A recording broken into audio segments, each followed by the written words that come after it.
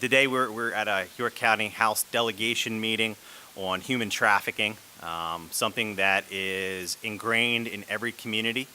It touches drugs, it touches child slavery, it touches prostitution. It is one of the most heinous crimes as it subjects our citizens to horrific conditions on a day-to-day basis. With that, I'd like to let Dr. Dominic Della Caprini introduce himself, welcome to York College, and give you a little background on the Center for Community Engagement and work they've done with human trafficking.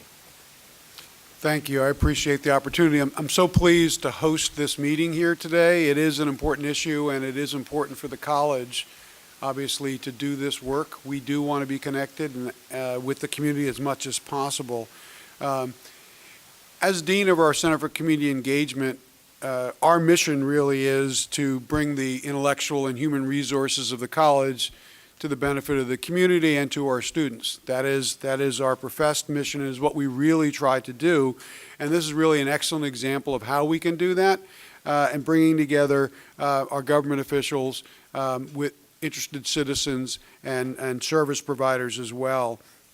In the Center for Community Engagement, we house project-based learning, service learning programs, community convenings, and in this role, as Dean, I am the primary liaison between the college and the community, and so I have the privilege of representing us on many boards, such as the York College Community Foundation, the Cultural Alliance of York County, the York County Bar Foundation, the Governor's Commission on Community Service, PennServe, etc. And that allows me to have the college's voice heard in various agencies and institutions, but also helps me to learn what the community needs from the college. We also house the Arthur J. Glatfelter Institute for Public Policy, which began just this year. And as an example of the kind of work we do, yesterday about 150 community leaders joined together to hear the results of the first study of our Latinx population in York. Before this study, we had little stable knowledge of this majority-minority population of York City, and we knew little about their needs except anecdotally. So, led by Vinnie Cannizzaro, the first inaugural fellow of the Glatfelter Institute, we brought together the community. Vinnie was able to work with our student interns to publish this report, which is a 2017 assessment of the Hispanic and Latinx community. This is the kind of work we hope to do more of out of the Center for Community Engagement, and it is a good model for what we hope to do with our the beginning stages of the consortium we're trying to build, called the Institute for the Study of Human Trafficking and Interpersonal Violence in South Central Pennsylvania. So I'd like to tell you a little bit about that, and then I'll pass it along to the business of the day. I will start by saying I am not an expert in human trafficking. I am one that is deeply concerned, as are the government officials, about this particular crime. But it is, to give you a little bit of background, the Center for the Study of Human Trafficking actually was started in 2015 by the then Chancellor of Penn State York, Don Gogniat, and an international expert on human trafficking, Stepanka Magstadt. And together they decided to begin this initiative, which would bring research skills to the topic of human trafficking and put before the community some serious academic research that could help serve others who are on the ground, government officials, nonprofit leaders, etc., and to give them good, stable information to work from.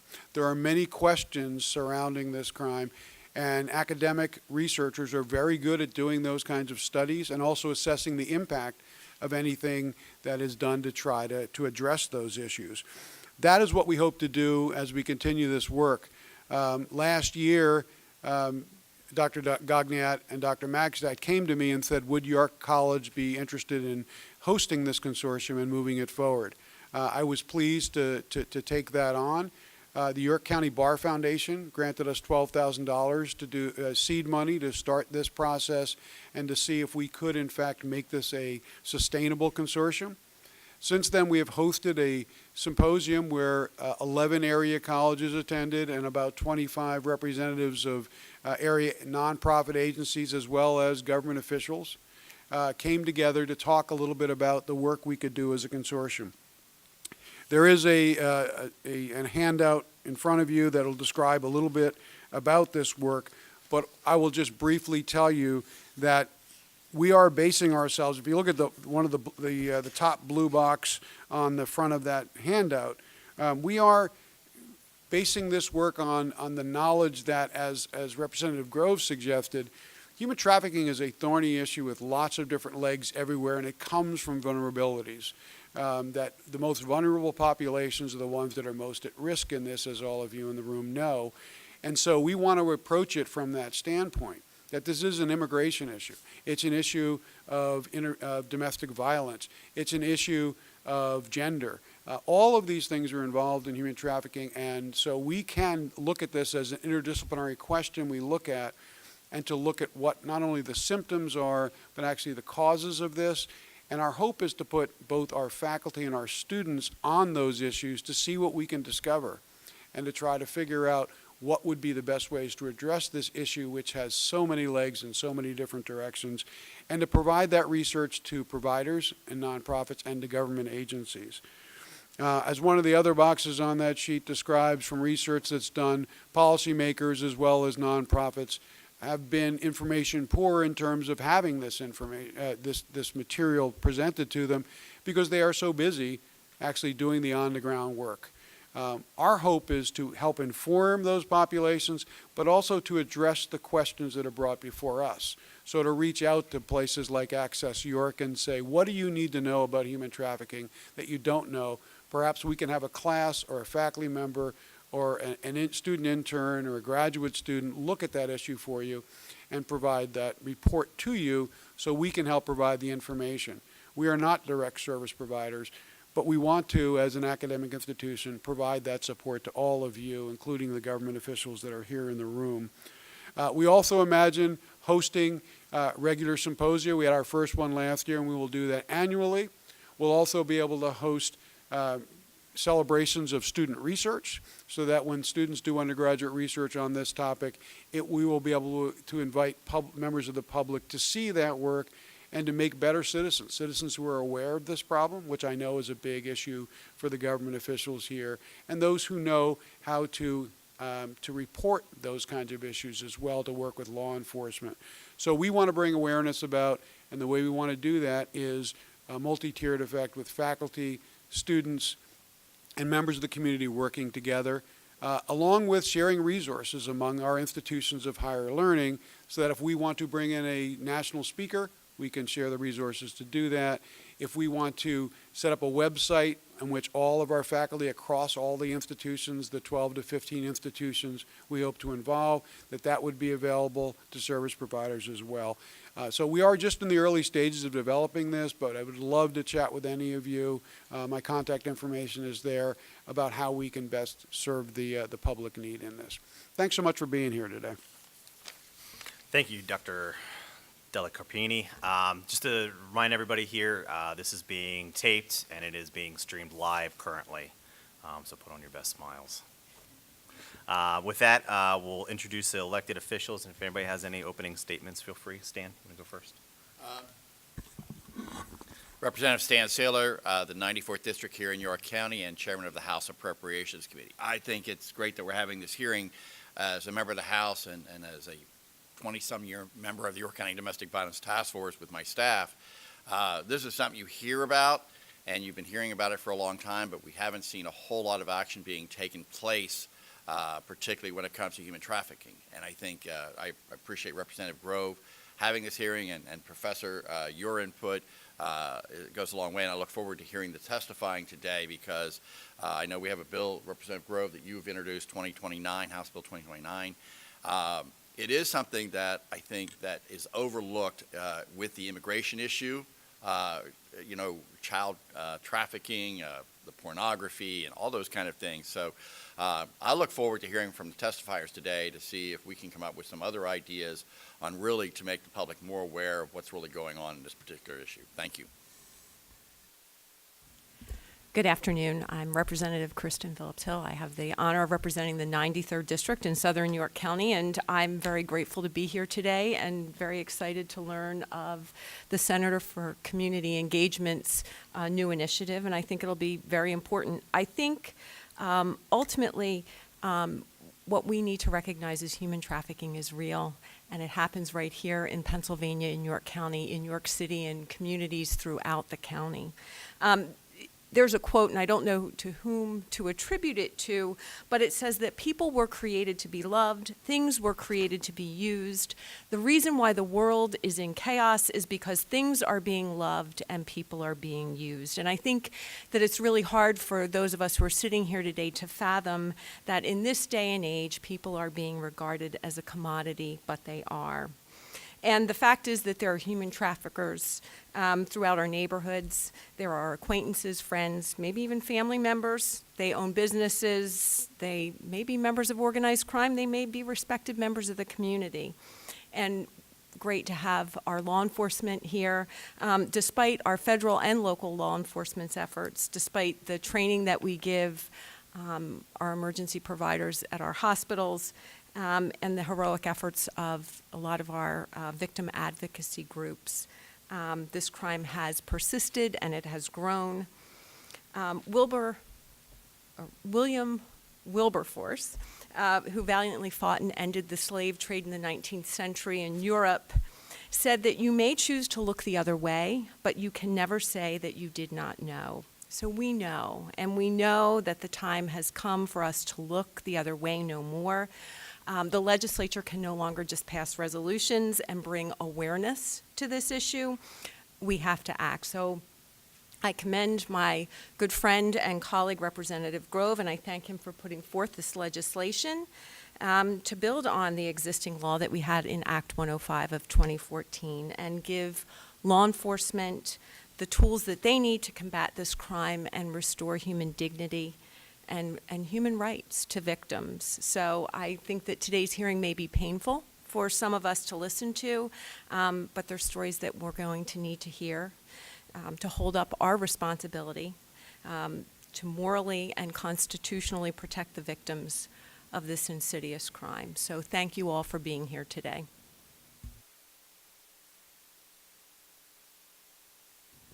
Good afternoon. I'm Representative Dawn Kiefer.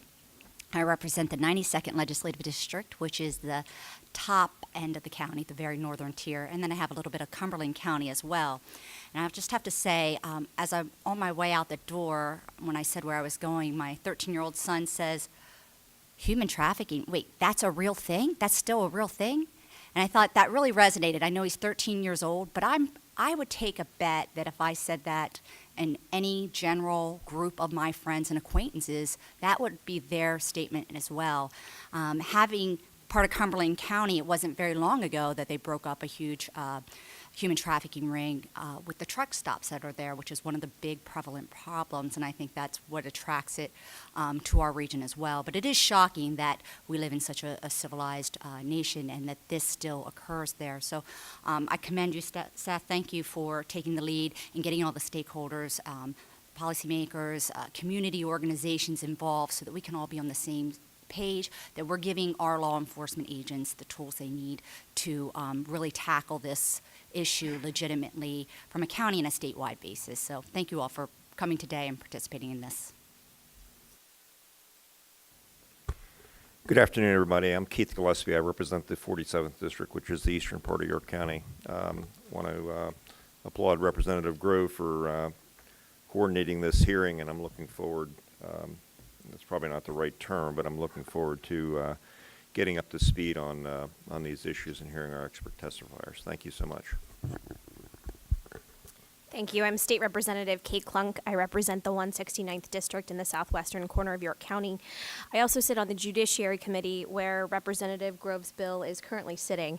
So I am actually looking forward to this testimony so I can bring this knowledge back to our committee and to our chairman so that we can maybe push to get this bill, maybe a hearing for the full committee or maybe a vote here very, very soon. So I look forward to the testimony and I commend the maker of the bill. Thank you very much. Thank you. Today we have two panels, one law enforcement, the other victims advocates. Today's law enforcement panel includes Dave Sunday, York County District Attorney, Chief Mark Bensel, Northern Regional Police Department, and Chief Troy Banker, York City Police Department, all distinguished public servants. Thank you for your time today. Appreciate it, and I'll leave it up to you guys who starts. Okay, looks like they want me to start. A couple things I would say, listening to the group as you went across the table. I think you provided testimony to us because there are so many things that you said that rang true. What you said about your son, that's one of the things that I've heard over and over. People just don't know that this is really happening. And to be very honest with you, as a law enforcement officer, I can't say as though I was very aware of this issue myself. And here's how we kind of stumbled onto it. We have an officer who works with the FBI doing cyber crimes and child exploitation and things of that nature. So we began having a lot of problems in our motels with drugs and prostitution. So the FBI said they would help us with that. So we began running operations in our local motels. In the I-83 Route 30 corridor, we have 9 motels. So I don't know how many rooms we have, but we have a lot. So it's a pretty hot spot, you know, if you're talking about York, Lancaster, Harrisburg, Baltimore. Pretty hot spot. So the FBI helps and provides resources for us, and they bring victim advocates. So if we do encounter someone, they can begin to interview them immediately. Of course, they provide bodies, manpower for us. And most importantly, they've provided us a list of people that we were targeting. Now, normally when we say targeting, you think of the bad guy that we're targeting. In this case, we did have specific people we were targeting as being suspect in human trafficking, but we had lots of people we were targeting, primarily females, that were believed to be victims. So we were actually looking to try to get hooked up with these victims so we can hopefully, try to get them help. And the one thing that I've learned, we've done a half a dozen or so of these details, but the one thing that I've learned over time is those victims are very hard to find. They're very hard to find, at least the ones that we have targeted. But to give you an idea, over the course of the last 2.5 or 3 years, like I said, we've probably run about a half dozen of these details, and it falls under human trafficking, but the vast majority of the work, as we walk away from it and I look back, the vast majority of the work really feels like it's just prostitution, a prostitution sting. But what we're finding as the underlying crime in many of these cases is the human trafficking. So the question becomes, well, what makes it human trafficking and not prostitution? Well, typically there's 2 things that we're looking for. A person, in order to meet the criteria for the federal crimes, a person needs to be subject to labor or sexual servitude. So in this case, they're subjected to sexual servitude. And then the person needs to be subjected through force or fraud.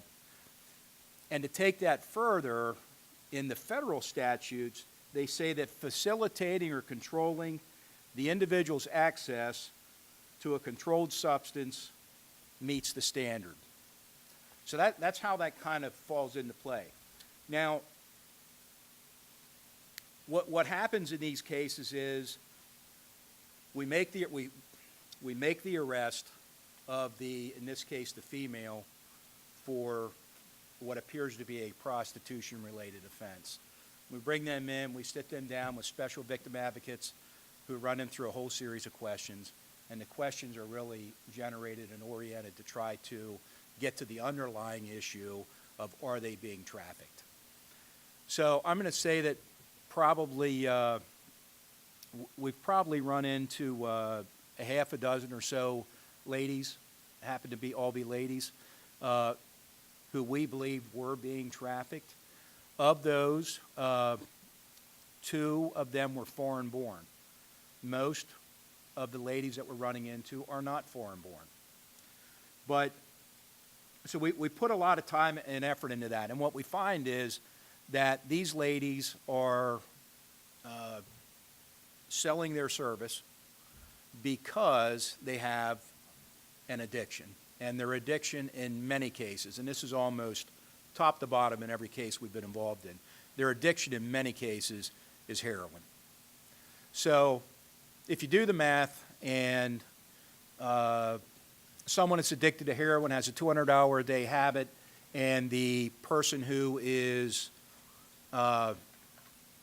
forcing them to go out and have sex provides the heroin to them, and they're bringing that person in $600, $700, $800.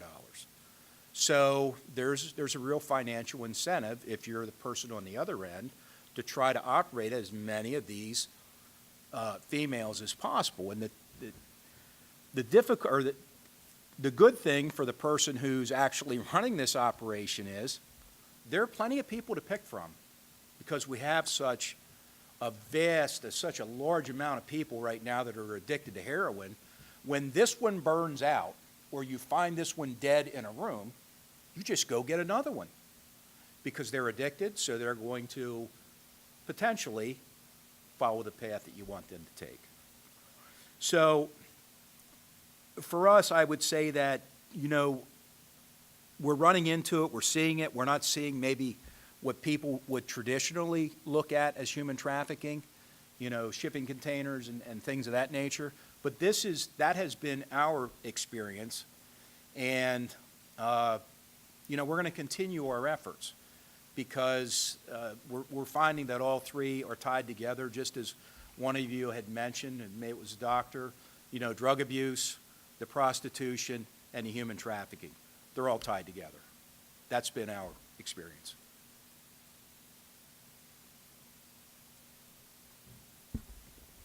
Thank you for the opportunity to speak with you today. Within the city, what happens is we get bombarded by what's absolutely obvious: shootings, homicides. So some of the issues or crimes that are harder to identify, those that are less popular, if you want to say, those that are less, that we understand less of, tend to not be in the forefront of our efforts. So we try to keep up with the shootings, the call volume, and so forth with our reduction of, with our reduced budgets, and these tend to get marginalized. These meaning issues relating to human trafficking. But I'll give you an example of how we address it on our experiences, and then I'll explain to you my viewpoint on human trafficking as far as law enforcement and training. So the first issue in my experience, is the training, the identification of what human trafficking is. If you were to ask a majority of police officers, and I don't think the York City Police Department is any different, they would have a hard time telling you what that actually is. Then if you would ask them to, what are you looking for when you go to a call to identify probable cause for human trafficking, you'd find even less officers that would actually be able to tell you these things. So then what happens is you base the police department bases their responses to these observations, calls, tips, and so forth based on the experience of the leadership. So I'm going to give you my experience. In the last 4 years, we've had 3 specific tips relating to human trafficking, meaning we have a 411 tips line, and we had 3 specific tips that says there's human trafficking going on at this specific address. So I was in charge of the detective bureau at the time, and I discussed it with the detectives and how to address it, and I sent them out, and I said, do surveillance. Surveillance is very costly, time-consuming, so I gave them a set time. Saw absolutely nothing, no indication that there was a lot of traffic moving in and out, no young children, the hound was not overburdened, meaning it had an appropriate amount of occupants in it, and nothing happened. So we had to discontinue the surveillance at some point. So before we did that, I had them knock on the door. I said, "Well, just knock on the door and see what's going on." Well, we were actually able to get in, talk to them. They let us in the house. There wasn't a lot of people in the house. There was an appropriate amount. There wasn't anything inappropriate in the home. We asked them straightforward questions. So we moved on and carried that on as a non-issue. So we had two other ones. Well, we went right to we went right to the door, because we don't have the resources to put it in every time someone calls in and says, there's human trafficking at this house. I can't put 30, 40, 50 hours in it. There's just not enough time today. So we just knocked on the door and did the exact same thing. And we had the exact same results. And we even go to the bathrooms just to see if there's there's 2 people living here, but there's 14 toothbrushes, those kind of things. We look at those things when we deal with other crimes, where does he live here, does he not live there? So we use some of our other experience to kind of to look to see if we're being lied to. So those tips have not produced anything. However, we get those tips, and that's how we respond to them. Now, the other part of my experience that I pass on is that we had a gentleman get killed about 3 years ago, and we have very little cooperation with our homicides. So we were surprised that we got a lot of cooperation from a lot of prostitutes who came in, didn't give us any information about the homicide, but they were willing to tell us that this guy was working them. So by working them, I mean that he would take them. They were all drug users, as the chief had mentioned about the federal crime, that to keep them and manipulate them through their addiction of drugs, and this was heroin, is part of the element of the crime in the federal statute. He was doing that. He was supplying them with heroin, and instead of sexual favors back to him, he would make them go to, I remember one specific one said, Walmart to steal a baby carriage. So this is the deal for him. $5 rock of cocaine spent for him, right? So he took her up to Walmart. She went in. She stole this baby carriage. It was a stroller, baby stroller. It was like $300. And he gave her what it cost him, a $5 rock of cocaine, right? So he would do that there. As she got caught, he didn't care, right? So then he would take her to Maryland, too. Now, this is a smaller scale type of human trafficking, but it's kind of the same concept. And I'm just imposing my experience with you, and then how I apply that to the officers and supervisors beneath me. So then he's quadrupling, or how many times over his profit. So this shows the profitability of human trafficking, even though it's on a smaller scale. So he would also pimp them out. He would use them as favors to other people for sexual exploitation too. So he was exploiting them in several ways. And he was, they were comfortable coming forward and telling us because, someone killed him. But that's our experience, and that is the experience that I pass on to the supervisors for when they have a prostitute that gives them some information that may not sound that's unusual to us, and that these things actually do occur. But just like the homicides and other crimes, we often do not get a lot of information that is necessary for the probable cause. So the one issue that, as far as the identification of them and our reliance on tips, and of course the victims of human trafficking not being willing to come forward because they're scared of those whom they are being victimized with. I've been in contact with CASA and it's called the Welcoming Center out of the YMCA out of York City.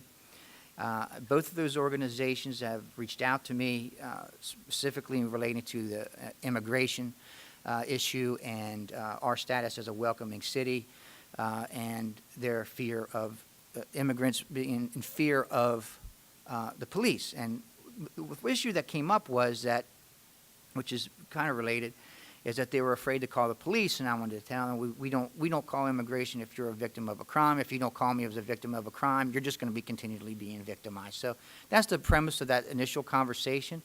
But part of that conversation is the human trafficking, right? So if they are fearful, when we've talked about crimes such as being robbed, raped, just getting beat up and assaulted at times, but it goes towards this issue as well, to where if they're afraid to go to the police because of their immigration status, you'll never get them there.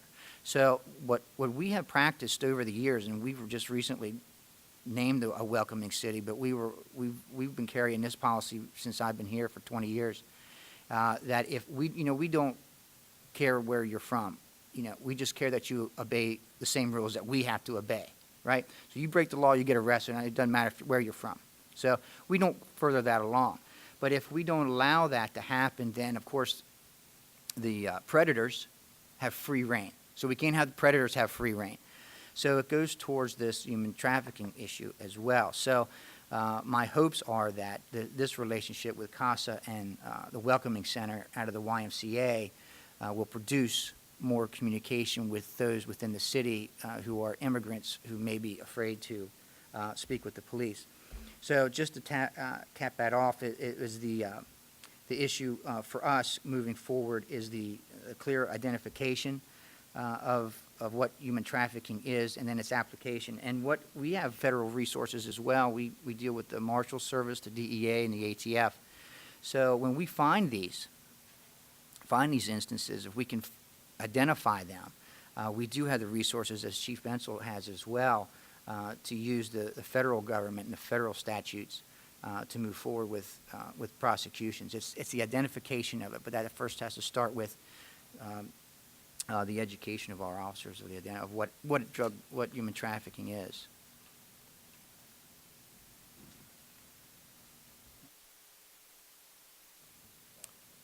Good afternoon. I just want to thank everyone for having this today. Representative Grove, I want to thank you for having us here.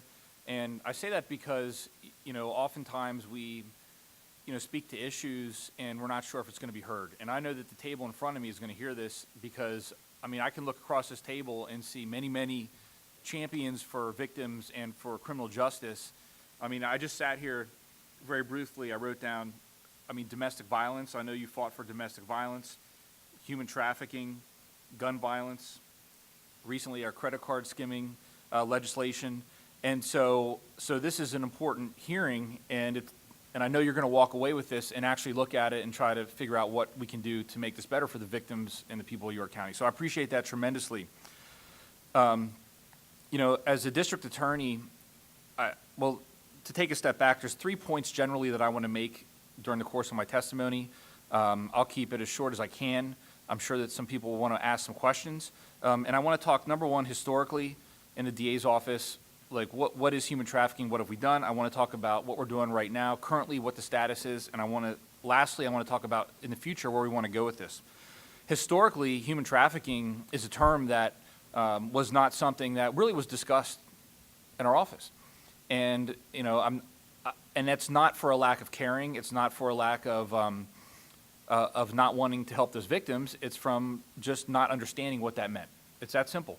The term human trafficking means something different to different people. As an attorney, as a prosecutor, to me, human trafficking means the definition that I find in Act 105 of 2014.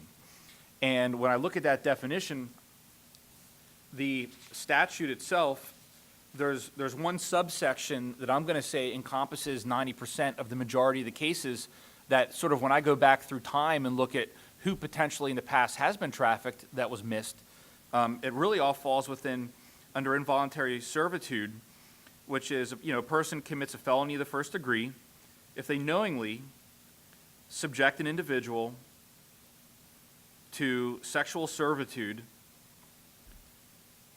through the means of facilitating or controlling the individual's access to a controlled substance. And so that subsection in itself, really through the course of my experience and in discussing this with the other prosecutors in my office and with prosecutors across the state, that is primarily where the majority of the victims that we find come from. And so the people who have been victims through that definition, we've seen probably thousands of them. However, they didn't hit us as a victim under that statute because, number one, the statute came into effect in 2014, and number two, we just didn't, at the time, we didn't really know about it.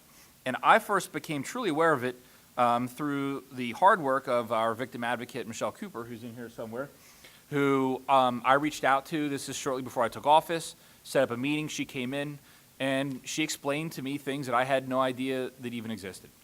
And so historically, that was a status. I'm not going to belabor that point. You've heard from to, very experienced law enforcement officers with regard to what they see on the front lines.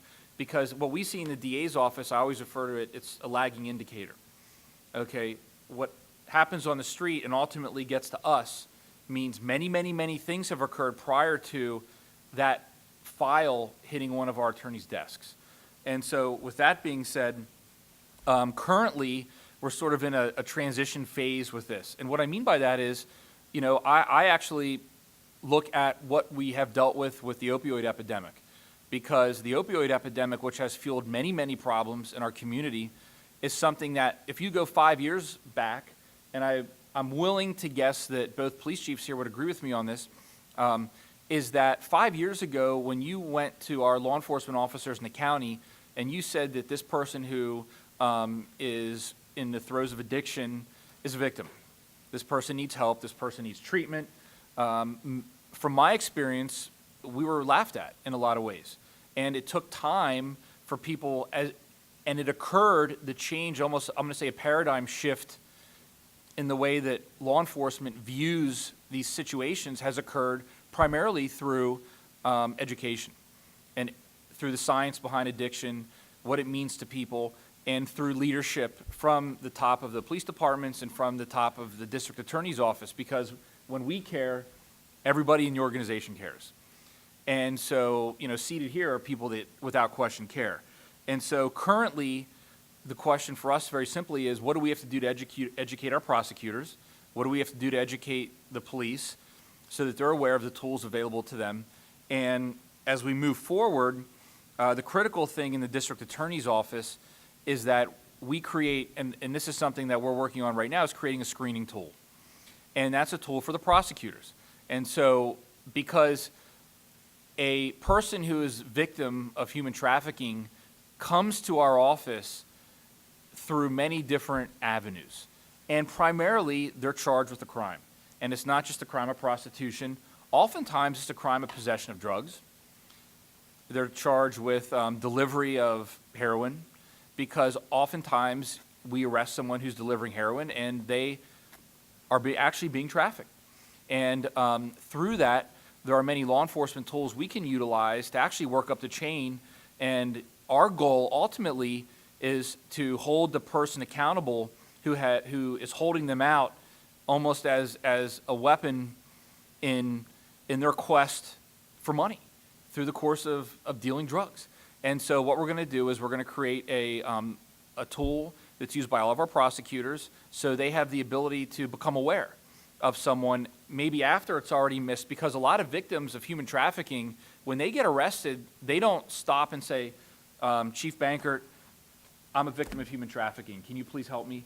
Like, that's not how it works. And I don't mean to make light of it, but that's just the reality. And so at some point along the way, through the investigation, through someone identifying that this is a person who potentially may be trafficked, through getting them in contact with the right people, through getting them in contact with a victim advocate, through working with a defense attorney, through everything, the goal is to be able to identify individuals and then treat them the way that they should be treated in the criminal justice system. And so to do that, it comes down to education. And so the goal, again, is to give all of our prosecutors a training. We previously brought in, and I think she's testifying today, Shay Rhodes from Villanova University. So before I took office, we invited her to come in, and she came to the York County DA's office, and she gave a training to all of the prosecutors in our office at the time. And that was sort of, I'm going to say, step one in what's going to be a lengthy process, because, and everyone in here in the law enforcement community has a tremendous amount on their plate that they're dealing with. And so that training was, okay, this is interesting. I feel very bad for these people, and now I'm going to get back to work. And so the goal is to make sure that they understand that this is not something that is being brought, to light temporarily, but this is an actual change in the way that we do business. And that's something that sometimes it takes time to do. So very simply, that's where we're at. That's where we want to go. I think that, again, I applaud everyone for being here today, because, the term awareness sometimes people say it's overused, but it is a critical component to ensuring the success of handling situations like this for the long term in a way that's better. And so I appreciate everyone's time, and that's it. I appreciate everybody's testimony today. I guess one of the areas, having been involved, like I said, with the York County Domestic Violence Task Force and my staff for 20-some years, I'm a little bit familiar with that. And I think from the point of these women being utilized today and abused for any number of reasons, drugs being, I think, the prime reason. But the other concern I've had has been children. And first of all, I guess the first question I come up to you about is, I know it's going on across the country. I don't know to what extent, or if it's happened in York County, where we have pedophiles who are, these children coming across, being used as trafficking, in many cases also then getting hooked on drugs through this whole process. Have we experienced any of this in any of your districts or in York County that we are aware of? We have 3 detectives that exclusively investigate crimes. It's the Special Victims Unit. So they're rapes, but we get very few rapes. But we get 700 child line investigations a year, and they do the other crimes as well. And we see these. We do not see any indication of the human trafficking in those. However, they're disguised in a way. Just as the example that I gave you, in that you would need we had 2 or 3 of those prostitutes fully explain the whole operation before we could understand what was going on themselves. So to be able to see that from the outside would have been impossible.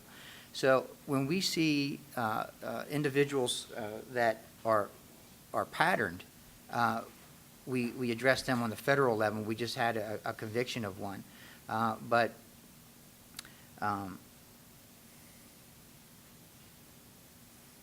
again, it goes back towards the training necessary. And these are specific training for these officers, and they have specific training on how to deal with the children. How do you get a child to tell you, this? You can't get a full-grown adult to tell you that they know they're being victimized to tell you. How do you get a child to do it? It's hard enough to get a child to tell you that what's actually being done to them, because it's supposed to be a secret many times, and they don't want to break that confidence. So to answer your question partially is that we haven't seen any evidence of it. Not to say that it hasn't and we haven't missed it. But again, the idea that the identification of it, you have to go a little deeper than what we just look at probable cause. You have to go a little bit deeper into what has happened, and we haven't seen it as of yet. And with regard to Representative Saylor, with regard to your question, one of the things is when you have a child victim, and a lot of you are familiar with the Children's Advocacy Center, we have very highly trained forensic interviewers. And through their work with our multidisciplinary investigative team, whenever someone who's a juvenile, child victim comes across, there's a tremendous amount of work that goes into identifying what happened to that child and figuring out a way to prosecute that individual who did it in a way that is least traumatic for that actual victim. And so with regard to juveniles that may be trafficked, we have juveniles who may be, and I have to be careful because I can't talk about, obviously, current or ongoing investigations if they do or do not exist. However, the reality is we make every effort to identify that. That's very, very important. And oftentimes, if a juvenile does fall through the cracks with regard to the fact that they may have been trafficked, someone may be still being prosecuted for other crimes as well. The area where I think the biggest, I'm going to say, lack of, and again, I want to make it very clear that this is not something that people in law enforcement sit around and say, well, we don't care about this. I mean, this is a big deal. And I can tell you right now that these 2 police chiefs and everyone that I've spoken with, I mean, they care tremendously about this, meaning someone who's trafficked and victims. And the problem, however, again, goes back to, I just want to reemphasize this point because it's important to understand where we're at to know where we need to go, is that the identification of the individuals and training people to know what to find is critical. And moving forward, that's something that we all want to make sure is done correctly. And so I'm going to say oftentimes, and I want to use a quick example, but I had a case about 5 years ago. We had a lady who was in her mid-30s who was arrested for dealing heroin. And she didn't say anything to anyone all the way up through right before trial. And right before trial, we were able to actually identify that she was someone who was selling heroin, and she was completely sustained in life by her drug dealer, who gave her heroin in return for sexual favors, gave her heroin in return for doing work for him, gave her heroin in return for a place to live. And should she stop doing any of those activities, the heroin stops. And we identified that right before trial. Again, she's a 35-year-old woman, and she has children of her own. And we stopped that prosecution. We worked with her, and we ended up working with our federal partners, and we actually identified the actual heroin trafficker from the state of New York that was sending heroin down to the city of York. And the sad thing is, it took us all the way up to right before she almost went to jail for a long, long time to finally figure that out. And so the point is, that was 4 or 5 years ago, and we cared enough then to make sure we did it right, but I wish we would have been able to get to her before it even got to that. And so that was sort of a circuitous answer to your question, but it's a very, very important question, and I appreciate it. I think the easiest to identify sometimes is the adult, the female in most cases, because they're older, you can get their confidence more, and having viewed having visited the Child Advocacy Center, I understand that, but it is a concern I have that children being brought into the country legally or illegally, and how they're being, or parents here who born, raised here, Americans who actually sell their children into this kind of a thing, and I'm just real concerned as to whether any of it that we know of is taking place in York County. So I thank you. Representative Kiefer. Sorry. So I understand. I agree it's an education, and it's great that you're coming up with the tool. Is that just for prosecutors, or that's law enforcement as well when you're talking about some kind of something that would be a vetting tool? So there's two prongs to that. The first one is we have sent out a memorandum to all the police officers in York County. That was done in late March. Okay. And the purpose of that was to let and so we have, I think now, 22 municipal police departments, the Pennsylvania State Police, Forest Patrol, everybody under the sun. And we sent it out to every single one of them so that the takeaway is, if they identify someone and they're going to charge someone with prostitution, then they have to notify the DA's office first, and we'll work with that officer to determine if that's someone who needs to speak with someone else, a victim advocate, so that we can identify at that point. With regard to the tool that we're doing for our prosecutors, that's for, if it's not caught in the beginning, that's for the prosecutor sitting in their office, so that as they get files where people are charged with delivery of heroin, prostitution, they have the knowledge to catch it at that point before it becomes what's called a criminal court case in the county court. And so, because at that point we have discretion as prosecutors to add additional charges, take charges away, and so we can alter the course of that case at that point. And so with regard to the specific tool that you just asked me about, that's for prosecutors, sort of as a final safety valve. So from a legislative standpoint, what are you guys missing that you would possibly need from a policy standpoint? Are there laws? Obviously, you got to work within the law. Are there laws that are obstacles, or laws that are missing, or where do you see any gaps there? I don't know that I'd really see any huge gaps, because I think the one thing that everyone agrees with is, police probably do not go out and hunt human traffickers. We find them, stumble across them as a result of some underlying or other crime. And I would say that our biggest downfall is, and the more that we can build in layers of protection against this, the better we'd be, would be our ability to recognize them. I mean, that's always going to be the first place that a person's going to fall through the cracks. And, you know, obviously, if they fall through the cracks with law enforcement, and they fall through the cracks with the DA's office, and they could, and of course, we have no idea of knowing how many already have. But I think we'd all agree that we're always going to have some underlying crime. So if we're going to put more time and effort in this, it's probably going to be in our ability as police officers on the street to be able to recognize through questioning or whatever those means are going to be more adequately or better someone that may be involved in human trafficking. And 2 points I want to make with regard to that question. The first one is that one of the issues here that does make this difficult is that a victim of human trafficking in almost every single case is also someone who has violated the law. And so if you take a victim of human trafficking and you set them in this seat right here, you know, that's someone who has violated the law. They've committed crimes. They've committed many times felonies.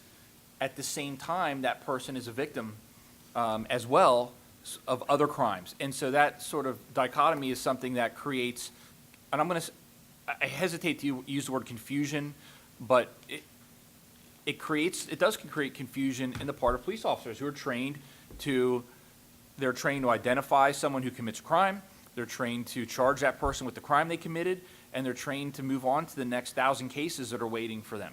And so that's just something that just needs to be considered and thought about as you work through this issue. The second thing to understand, which is critical, is human trafficking is not the cause. You know, the cause is, and I'm sure the next panel will go into that in depth, is my guess. I'm pretty confident about that. However, there are a lot of this, you know, we have a tremendous amount of addiction issues. You know, I mean, we talk about the opioid epidemic every day. You know, everyone that's sitting in front of me is very aware of the opioid epidemic. But, you know, I was away for 4 days for a conference, for a training, and I had no cell phone service because I accidentally deleted something on my phone, so I no longer got emails, okay? And so when I got in, as soon as I was able to fix that, my emails started populating. And over the last 4 days without emails, in York County, we had 3 people who died of heroin overdose deaths, okay? And so with that being said, the fact that you have so many people who are in the throes of addiction, I mean, that's something that is driving a lot of this. The other thing to remember is, and so this goes back to legislative issues, is with regard to bills, funding for mental health services for children who are traumatized. I mean, I think that's absolutely critical. I mean, you know, that is an underlying issue here. There is no way that, and I'm not an expert in that area, I probably know more than most. However, I think that the data and the science behind a lot of the activity that takes place that's criminal here stems from, you know, adverse childhood trauma, bad things that happen to kids when they're young, mental health issues that drive people to addiction. And so I think as a society we need to go back a little bit, sort of to the beginning of the chain here, and do everything we can to make sure that children are given the mental health treatment that they need. Because again, I don't know what the numbers are, but I'd be willing to guess that trafficked children have an extremely high percent occurrence of some form of childhood trauma, addiction, something of that nature. So we can't forget that. That's a critical part of this. So thank you. I think that's, just to put a little point to it, I think that's an outstanding question as far as what else could be in the statute. My experience with new statutes is that we have to work them out. There are things that we're going to experience with any statute that there's no way you're going to figure it out. An expectation that legislators are going to pull out perfect legislature and statutes and ordinances is unrealistic. You're probably not going to get it right the first time.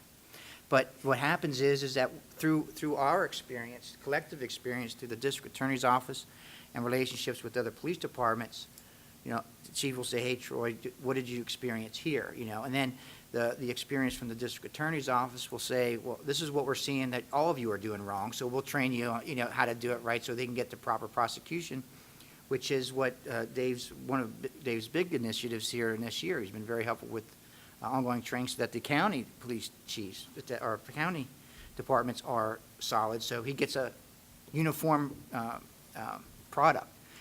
So I think it's a good question, but unfortunately, I don't have an answer for you until we try Right. it a couple times. And I'm not an advocate of additional laws, but I'm just saying, Yeah. as you're moving forward through this and you're coming upon these cases, is there something that's not there that you're not able to prosecute something, a case, and it is going to be like that until you work through that? You'll say, hey, there's a glaring gap in policy there, but there's nothing that exists currently, is what I understand. Thanks. Representative Clunk. Thank you. As Dave Sundate alluded to, I actually have a bill on domestic violence training to require domestic violence training throughout Pennsylvania for police departments. And in hearing your testimony today, it sounds like human trafficking really should be added into that training. So I wanted to get to what you guys are doing now to train your police officers.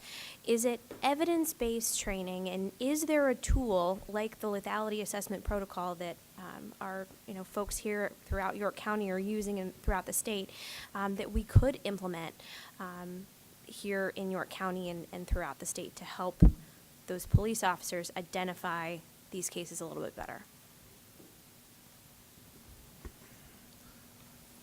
I would say that anything that, any training they could have certainly would be a benefit to them. And much like the lethality assessment, since it's not something they're going to be dealing with every day, like a lot of things that they would probably memorize over time, they're going to need to have something that is a ready reference, a list of basic questions to get them from point A to point B to make a determination. I need to contact an additional, someone else, perhaps with more experience, more knowledge, who can move this forward. That would be my recommendation.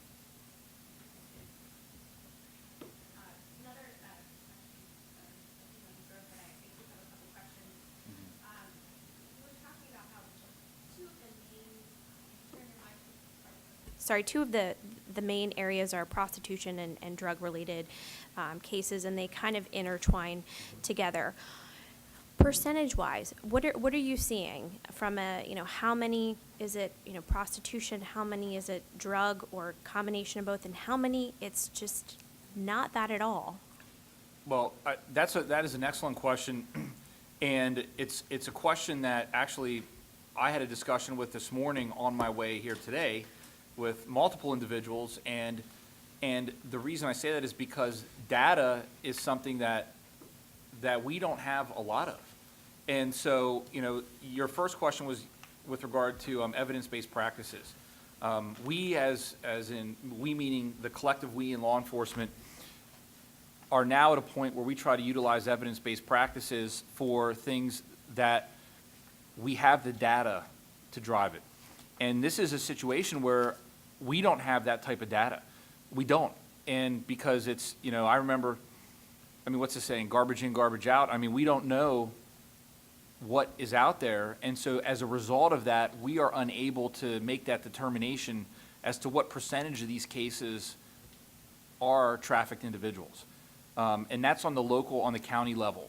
I don't know, my guess is, because if you follow that logic, all data comes from the officer on the street, and if we don't have that data, then my guess is that no one else would have accurate data of that nature as well.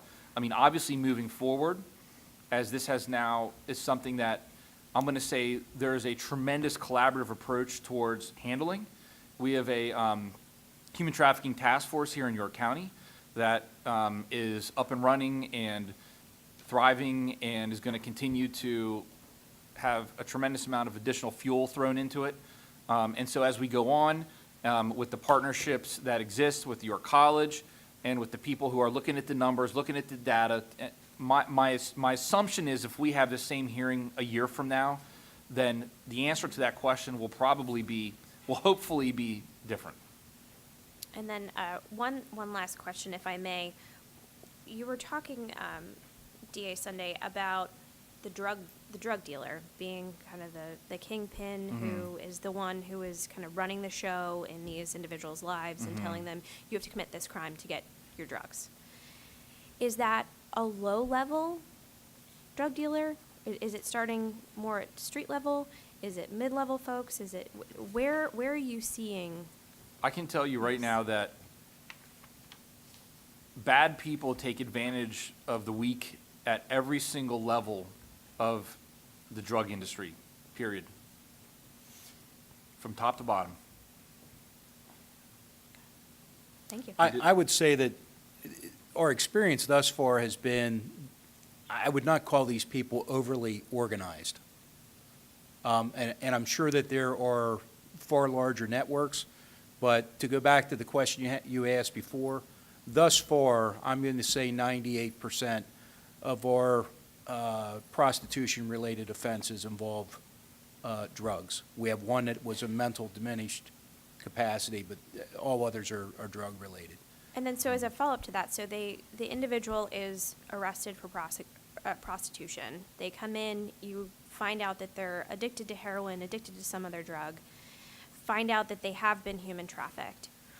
What happens then to get to, I mean, I know we have the next panel, but how does that handoff happen from where you get the intake of, yes, this person's been human trafficked, you have to go through that identification, and then you have to determine we're not going to prosecute, and then what happens from there with services? Well, there's a bridge in the middle of that that's missing. And the bridge in the middle of that ideally is the identification of someone who potentially is being trafficked, getting them in contact with a victim advocate, and then having that conversation take place where someone like Michelle Cooper would talk to them and say, tell me your story, and find out what's really going on. And then that would allow us to then tailor, again, where that case goes. So.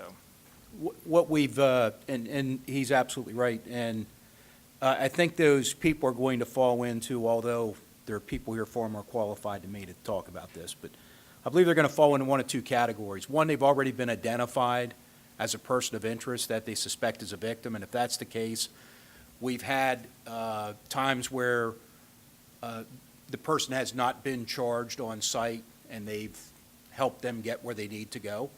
And then in most cases, there's going to be a follow-up that occurs within the next day or so by someone to try to get more information.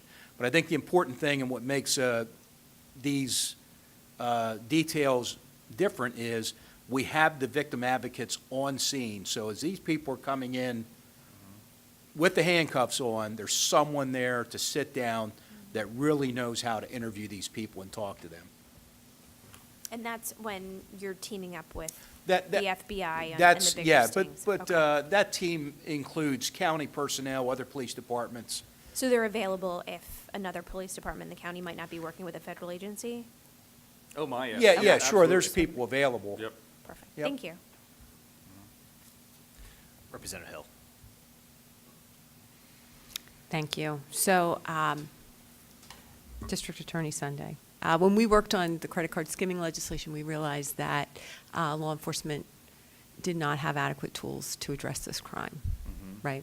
So in doing research on this legislation, I came across a report where U.S. attorneys were surveyed, and approximately 20% said that they had enough resources to prosecute these cases.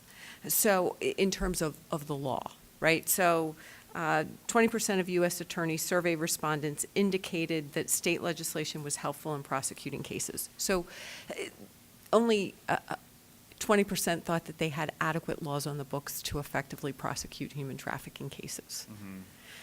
So when this legislation was put together, essentially it extended the human trafficking definition to include prostitution offenses.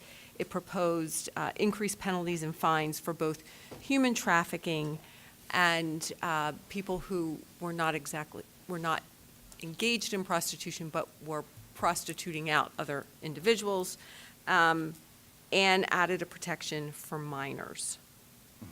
Do you have adequate tools to prosecute these crimes in York County and Pennsylvania? Because really, everything that I've heard is you don't really have the ability to identify these cases. So there's an education component that seems to be missing. But when you identify and take these cases to prosecution, do you have the right tools to prosecute? So viewing that question through the lens of actually going to trial, what law is on the books to prosecute someone, we do have the tools to do it. Tools can always be better. Sometimes tools are much worse. However, we do have the legal ability to take someone to trial for committing any of these crimes. And the language of the state law statute, in particular that I read, which is that Representative Grove is proposing, I believe it almost totally mirrors a federal statute in a lot of ways. And so that would give us basically the same tool, but that's with regard to, I'm going to say with regard to the law, okay? The tool that would be missing in addition to that is very simply, and this is something that, if the three of us were sitting here, and you would ask, and let's say this is a different type of hearing, and you said, what type of tools do you guys need? Where's help needed? What I can tell you is we would be here for probably 3 days, because there are so many areas where we do need additional tools, and primarily that involves manpower with regard to everything from drug prosecutions to trafficking prosecutions. And now Chief Bensel and Chief Bankert can speak more in detail about sort of what the daily life of a police officer is and things that you may or may not need. But specifically with regard to the law as it stands, and the laws being proposed by Representative Grove, that would put us in a place where we would have the tools necessary to go to court and to hold people accountable. Thank you. This is for the chiefs. Chief Bensel, in your testimony, you mentioned hotels and motels along the I-83 corridor. Obviously, that corridor leads to drugs. High quantities of heroin move through those institutions. I assume some hotels and motels may be more nefarious than others for these rampants, which means your law enforcement is responding to those entities time and time again. Would a tool be necessary to somehow create some kind of nuisance violations for those that have repeated offenses with regard to this, to try to shut down those at least of locations of criminal activity? I would think that that would certainly be something worth exploring. We, as you would expect, out of our 9 locations, we have some that we respond to far more frequently than others, which means that, or the assumption would be that someone's just turning a blind eye to certain types of activity. Now, clearly, management of these motels, they're not aware of everything that occurs in their motel. But I guess, as I said before, some places we just go to far more frequently. Similar? I have a different environment than Chief Bensel. Yeah. I don't have all those hotels. I have a couple, and those we have applied local ordinances and laws. We've had issues, and I didn't go into my examples of some of our it's more of an e-hooker kind of a prostitution era. But we have it at hotels, which we have much fewer than Chief Bensel. But they also use private residences now, too. The private residences and the hotels, I have the tools within the city to shut them down. I've actually sued the city. I got the city to sue the owner of one property because I couldn't arrest people fast enough, from that. So I have the tools within the city ordinances, and it's actually building and permits and those sort. The problem with it is, of course, it takes me 6 months to solve that problem. Yeah, but I have the tools there, but that's the process. I can't help with the process. So within the city, I do have those tools. Okay, that's good. District Attorney Sunday, just thinking about your education focus, have you discussed any education aspects with the sheriff's office and constables? I imagine as they're serving warrants on a day-to-day basis, getting them training, particularly with their serving warrants, because obviously we're picking up these individuals when they're violating crimes to maybe ask a few more questions on when they're delivering warrants. That's a great point. And so when I took office, I created an education and training committee for law enforcement for the County of York. And that committee is comprised of police chiefs, police officers from all throughout the entire county, and it also has the sheriff on board. And so the sheriff and members of the sheriff's office sit through all of our training meetings, and actually to the point where the sheriff deputies come to the York County detectives weekly training meeting. And so as a result of that collaboration, which now is going very, very well, whatever training occurs will ultimately will without question, through process that exists, filter down to every sheriff's deputy. We certainly can reach out to constables as well. That's not an issue, but that's a very good point. Thank you. Yeah. And then Safe Harbor, we have Senate Bill 554 in front of the House on final passage, Senator Greenleaf's bill. How important would that be a tool in prosecution to provide victims a safe harbor if they come forward at the beginning of a prosecution? I mean, a victim having the comfort, and I mean, that's one of the biggest hurdles to successfully prosecuting these cases, is the fact that victims, and a lot of victims don't trust anyone in government. They don't trust, someone who's younger, who maybe has been trafficked and victimized over years and years, don't trust adults, prosecutors, police officers. And so the only way to establish that trust is, and quite frankly, is through something that is solid. And when I say solid, I mean not just, listen, if you work with us, we're going to take care of you. It's because a lot of these victims are extremely savvy with regard to the law because they've been in and out of the system for a long, long time. And so oftentimes it is so much more effective to say, under the statute, you have the following rights. Because if they were charged with a crime, they have an attorney with them. And the fact that there would be established rights would certainly play a huge role in facilitating that type of communication and cooperation with a potential victim. We also have obviously a constitutional amendment for victims' rights, the first ever. Marcy's Law. Marcy's Right. Law. How would that impact human trafficking?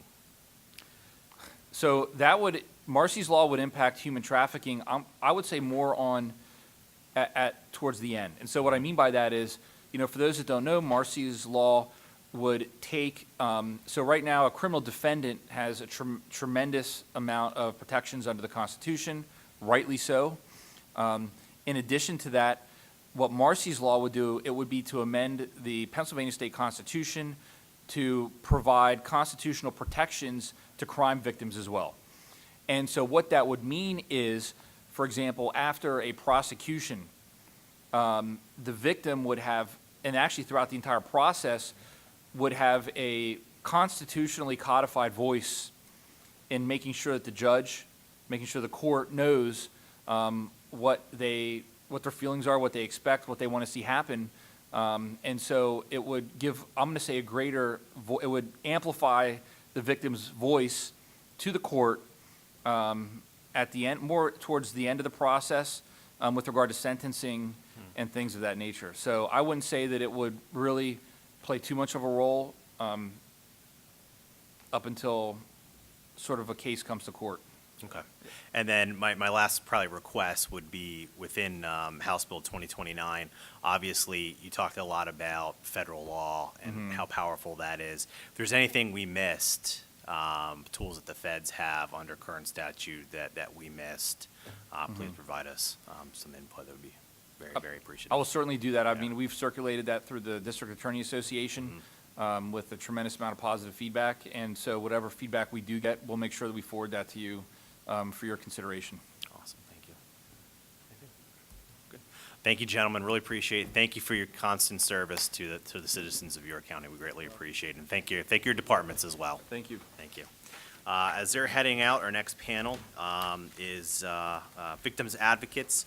Michelle Cooper, YWCA Human Trafficking Advocate and Special Victim Case Manager.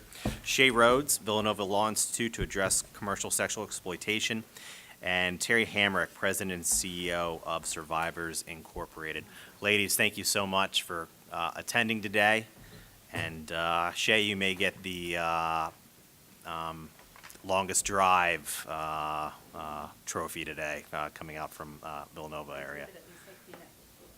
At least they cleaned up that accident on the turnpike, so I did not have to go down through Maryland to get here, which was That good. is good. That is Yeah. very good. And I don't know who wants to start. Or- If it's okay, I would like to start. Absolutely. So I did submit my written testimony, and I want to thank all of you so much for being here, and for District Attorney Sunday and the law enforcement officers as well. I've had the pleasure of coming down to York County and training both the District Attorney's Office, law enforcement down here, as well as just concerned citizens and victim advocates. I think I've been down here, Michelle, how many times have I been down here to train? 4 or 5? I believe it's 5.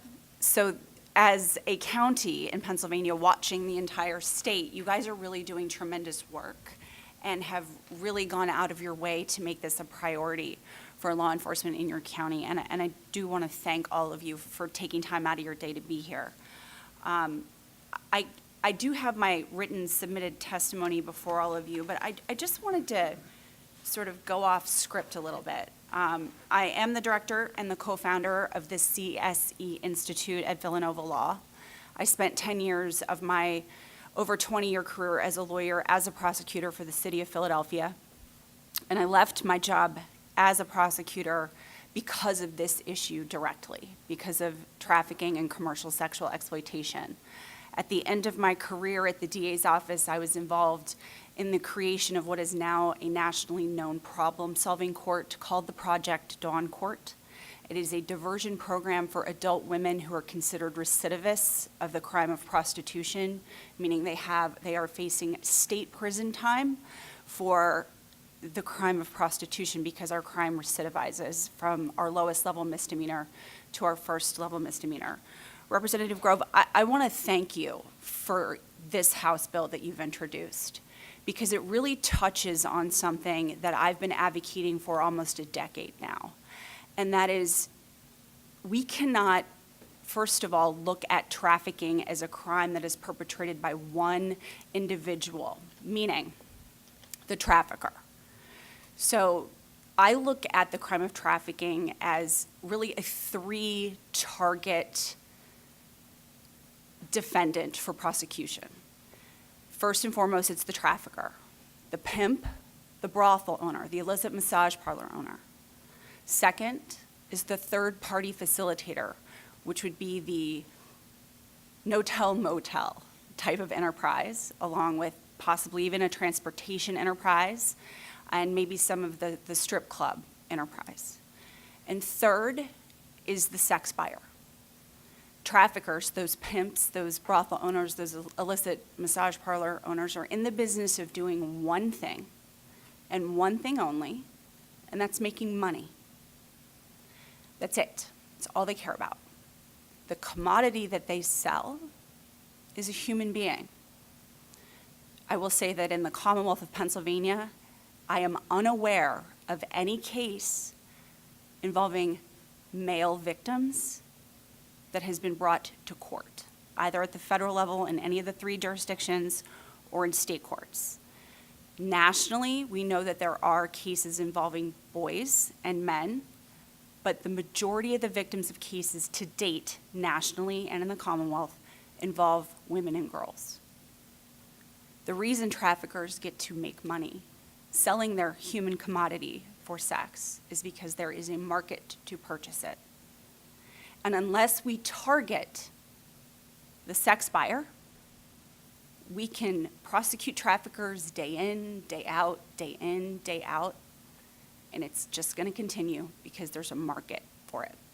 So thank you, because I think your bill in whole is truly looking to target that perpetrator, that sex buyer. So with that said, there are a couple, I just want to, go 60,000 feet up for a second. Pennsylvania's law, Act 105, as we refer to it, for the most part, tracks the federal crime, and the federal crime is called sex trafficking of children or by force, fraud, and coercion. It's codified in the U.S. Code at Section 1591. Now, right there in the title of the law, sex trafficking of children or by force, fraud, or coercion, we know that you need to prove the elements of force, fraud, or coercion if the victim is an adult. So Pennsylvania is in line with the federal statute in that we do not need force, fraud, or coercion. It is not an element of the crime if the victim is a child. We have, and you need three things to prove the crime of trafficking. I'll just make this really easy because both the state law and the federal law are a little bit complicated. You need an act by a means for a purpose. An act by a means for a purpose. Our purpose, let's just get that out of the way. The purpose is for commercial sex. Anything of value in exchange for a sex act. Could be food, clothing, shelter, a ride. It does not have to be money. So let's talk about the acts. There are, I think, 11 of them. Recruiting, enticing, harboring, transporting, providing, obtaining, maintaining, and solicits. Those are the acts that we have in the Pennsylvania law. It's codified in 3011A. The federal government has two additional acts, and for a hot second, Pennsylvania actually had a more robust law than the feds did, because President Obama signed an amendment in May of 2015, adding in three other acts to the federal law. They added in advertises, patronizes, and solicits. So when our law went on the books and took effect in September of 2014, we already had solicits. So we now need to go back and add in advertises and patronizes to bring us back in line with the federal government. And I'm going to tell you why. And it's exactly on point, Representative Grove, with what I think your bill is trying to accomplish. There was a case that came down in the 8th Circuit. It's out west. It's a federal case. It's called the Youngers case. And the federal government prosecuted two individuals, one of whom's name is Younger, and they're sex buyers. And they convicted them under the federal trafficking statute of the crime of trafficking, sex trafficking of children or by force, fraud, or coercion. And they appealed it. And the appellate court upheld their convictions, and I believe rightfully so, but the act that the federal government moved on was the word obtains. They had been accused and convicted of obtaining children for commercial sex, paid their traffickers money. And so the reason why the Justice for Victims of Trafficking Act amended that federal crime is because Congress wanted to make it unequivocally clear that the crime of sex trafficking is a demand-driven industry, and that if appropriate, law enforcement should use their resources to target the demand as traffickers, the sex buyers as traffickers. So that's why they added in patronizes and solicits, because the court in that Youngers case gave a hypothetical fact pattern and said, what if a sex buyer wants to buy a child from her pimp and take her to Vegas for the weekend? Pays the pimp $1,000. They get in the car, they go to the airport, they get on an airplane, they go to Vegas, they stay in a hotel. The $1,000 he paid wasn't enough, so he says to the child, I'll pay you $100 for every additional sex act, and the child says, okay, because she's a victim, right? They get back on the plane after their Vegas weekend, and he delivers her back to her pimp. So we know under federal law we don't need to prove the crime. We don't need to prove force, fraud, and coercion. It's not an element of the crime. We just need an act for the purpose of commercial sex. We've got the purpose, right? So what acts has that sex buyer engaged in? Recruited, enticed that child, harbored that child, transported that child, provided, maybe he gave her McDonald's for the weekend, right? He obtained her, he patronized her, he maintained her, and he solicited her. Under Pennsylvania law, we have all of the tools, but we need those 2 additional acts to give law enforcement just a little bit more, right? We need to add in solicits and we need to add in advertises because we know that sex buyers answer ads to buy sex. So I'm not saying that law enforcement needs to target every single sex buyer as a trafficker. I would suggest to all of them, and I do all the time in my trainings, that if they're targeting the high-frequency buyers, those individuals that we know are spending between $30,000 and $50,000 a year on buying sex, and they're out there. They're also driving that market, right? And of course, anybody who's buying sex from a child needs to be targeted as a trafficker. So then let's move on to the next element, right? You only need one of those acts, you don't need all of them. The next element of the crime that we only need to prove if the victim is an adult are the means set forth in Section 3012B. Our law doesn't say force, fraud, and coercion like the federal government does. Our law gives us a list of 13 things that are set forth in Section 3012B. And District Attorney Sunday is right. Section 3012B12 says, facilitating or controlling an individual's access to a controlled substance. And we are part of the national heroin epidemic. And all day, every day, traffickers are addicting, keeping their victims addicted, supplying it. But in my opinion, and again, I'm a lawyer, I'm not an addiction specialist, but I can only imagine, based on everything that I've read, how powerful it is to withhold that drug from an individual with an addiction. You will do anything to not be sick. And again, coming back, Representative Grove, to what I think your bill is trying to accomplish, we need to think about the individuals that are buying sex from dope, sick people. Who does that? A lot of people do, because we know trafficking is an international $150 billion industry. And that's because the victims are not being looked at like humans. And that's disgraceful. And I think we as a society need to stop it. Just stop it. How many of you have heard the term crack hoe? That's just one synonym that goes along with that crime of prostitution. One. I'm sure all of you can think in your mind of a million others. I hear all kinds of them, especially when I'm training teenagers, right? What are the synonyms to sex buyer? John, that's it. I will never, rarely, don't ever say never, use that term. Let's call it what it is. They're sex buyers. They don't get an anonymous name, John Doe. What's the culpability of someone who's buying sex? And in that trilogy that we're looking at of perpetrators here, the trafficker, the pimp, the third-party facilitator, maybe that guy at the front desk at the motel that's getting a take, right, to not look at what's really happening. Who in this trilogy has the most sort of standing in society? The most ability to have choice? The economic means to purchase another human being? And I think we really need to take a good hard look at what drives this market and how we spend our state's resources in trying to eliminate it in our Commonwealth. So,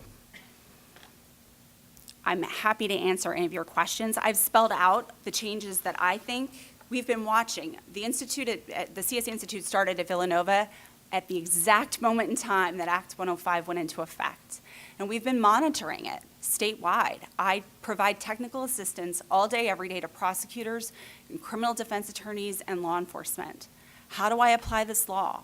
What am I supposed to do if she runs? How am I supposed to keep her on board for the prosecution?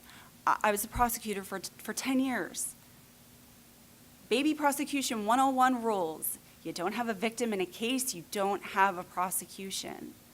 We need to take a step back and look at the way that we treat the victim. Yes, on paper, the crime of prostitution can be made out. But the biggest and most powerful tool that prosecutors have and that law enforcement has is discretion. Just because you can doesn't mean you should, right? And you asked the last question about Senate Bill 554, which is before the House. I wrote that bill. I have spent 4 years of my life advocating for safe harbor for Pennsylvania's children. And right now, we have put our law enforcement and our district attorneys in a really untenable position when it comes to these kids. We amended our Child Protective Services law to add a trafficked child, a sexually exploited child. They're victims of child abuse. And law enforcement are mandated reporters. Which one are they supposed to pick from? Right? The criminal code? Or follow their department's policies and protocols on reporting child abuse? And I don't think it's fair to them. I really don't. Let's not even think about what's happening with that severely traumatized victim of rape, right? Because that's what trafficking victims are. Sex trafficking victims are severely traumatized rape victims, adult or child. We've put our prosecutors and our law enforcement in a really bad spot, and we need to fix that. So I'm going to turn this over to Terry and Michelle, who work with survivors all day, every day, and then I'm happy to answer any questions in the weeds of the law.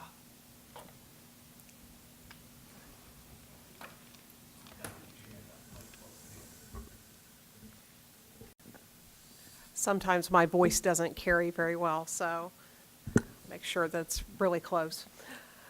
One evening, a survivor's advocate was called to the Gettysburg Emergency Department. Upon arrival, our advocate met Tracy, a 24-year-old woman, American-born, and a United States citizen. In detailing what happened to Tracy, we found out that her significant other was a long-haul truck driver, and her injuries were from multiple assaults, including strangulation. That night, she was tossed from the cab of a truck, moving truck, and when she was discharged from the hospital, she came to survivors. Tracy shared that she had been on the road from the point that she ran away from home when she was 15. She believed that the streets would be safer than home because her home is where she was sexually abused by her father and her brother, and they would also prostitute her to supplement their income. It was after she left home that she met her abuser, and who she referred to as her husband. And being on the road, she was never anywhere for very long, and there was no way for her to develop relationships or seek help. Tracy's story was different from domestic violence clients we typically see. First, she had no or to little understanding of where she was, where her home was, or any of her previous travel locations. Tracy also had several tattoos with her abuser's name on them, branding her as their property. We noticed that she didn't have very basic life skills. For example, a staff member walked into the kitchen where Tracy was alone, scooping peanut butter out of the jar with her hands. Staff realized that Tracy was being sexually exploited for her abuser's financial gain. The long-haul truck driver, who she considered her husband, was actually her trafficker. My name is Terry Hamrick, and I joined Survivors in October of 2006 as president and CEO. I serve as the co-chair of the Adams County Human Trafficking Response Team, and I'm also a member of the larger statewide team. I've been honored to provide expert testimony in human trafficking prosecution. In addition to working with those who have been impacted by sexual assault, stalking, domestic violence, dating violence, and human trafficking, I've worked in the past with adjudicated and delinquent children in a residential treatment facility in the early 90s. And that is where I first confronted human trafficking.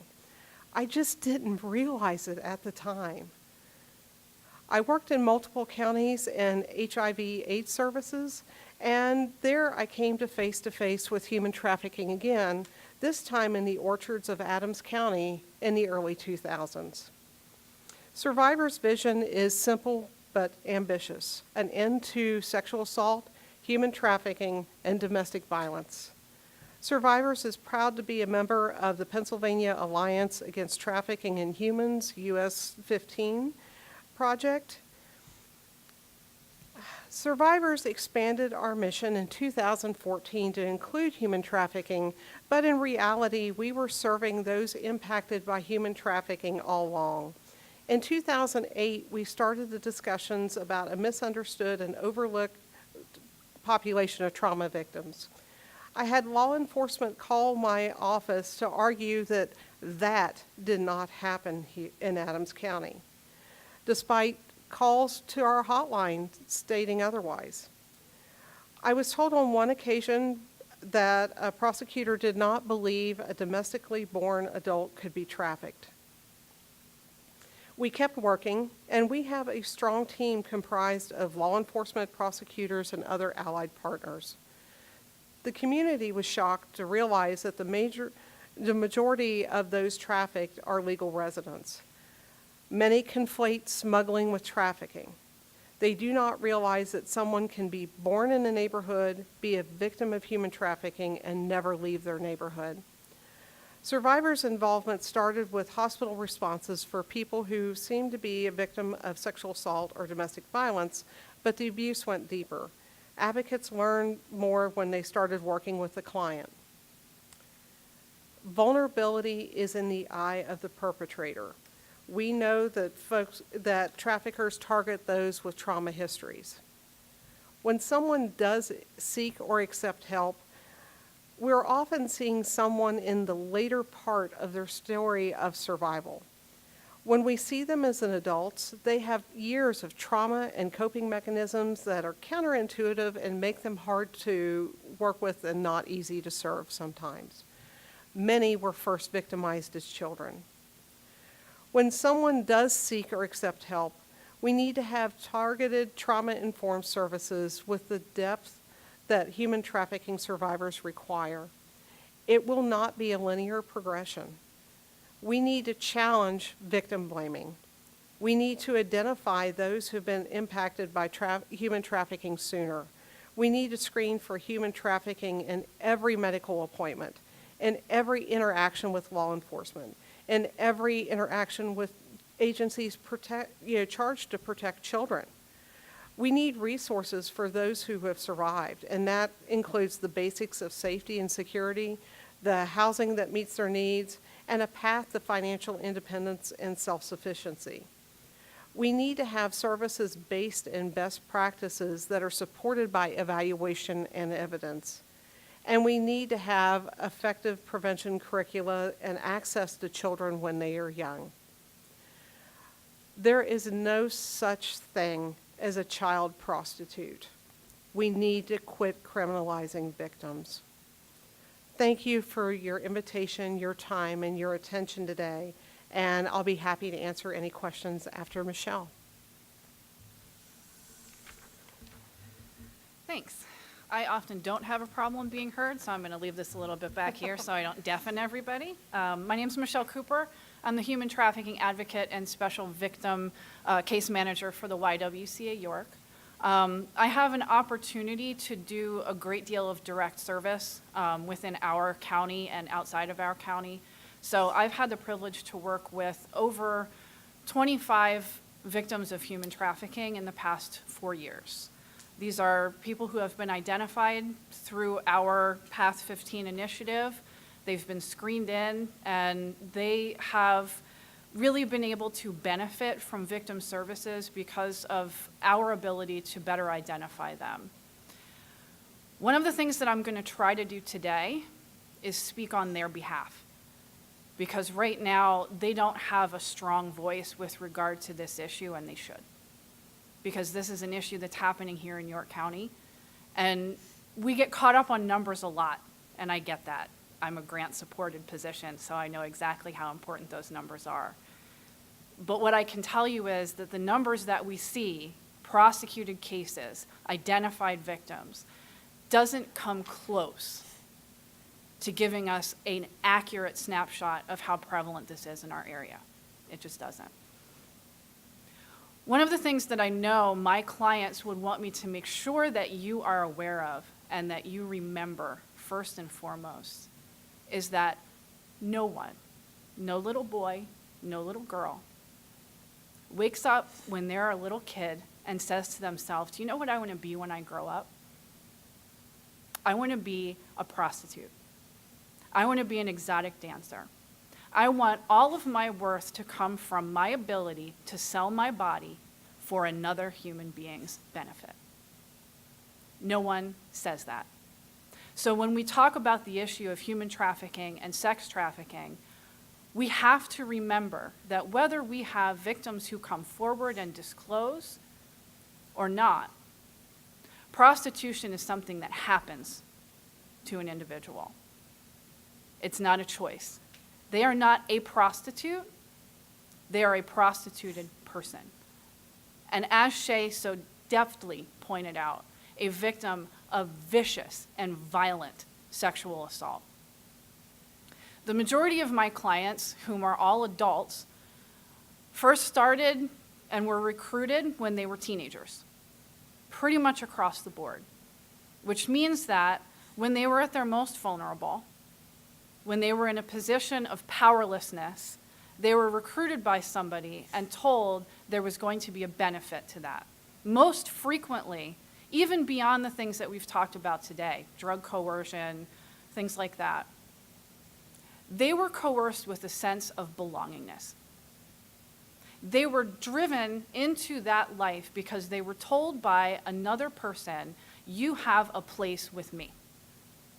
The home that they came from, by and large, was not a good environment for them.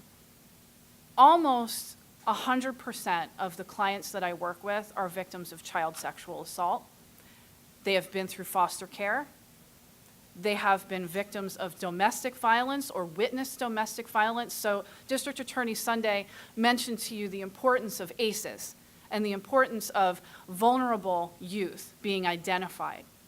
And we know that that's a crucial aspect of this issue, because every single one of the adult clients I work with screen in for those ACEs, astronomically so, which puts them in danger not only for ongoing recruitment and victimization, but long-term health consequences as well that impact our county just as much as anything else. So these are individuals that have already started out in a home environment that was not healthy, that was not supportive, and oftentimes they're desperate for that sense of belonging and family. So that initial recruitment, that initial relationship is one that gives them an identity that says, if you do this thing for me that's already kind of natural to you because you've been raped, you've been objectified, you've been exploited by the people that are supposed to take care of you. If you do this one thing for me, then I will provide you with love and a sense of belongingness. From that, oftentimes, as a coping mechanism, we see that drug addiction. We see that addiction to monetary and financial gain. We see that addiction to making sure that you look good and you're impressive to your trafficker.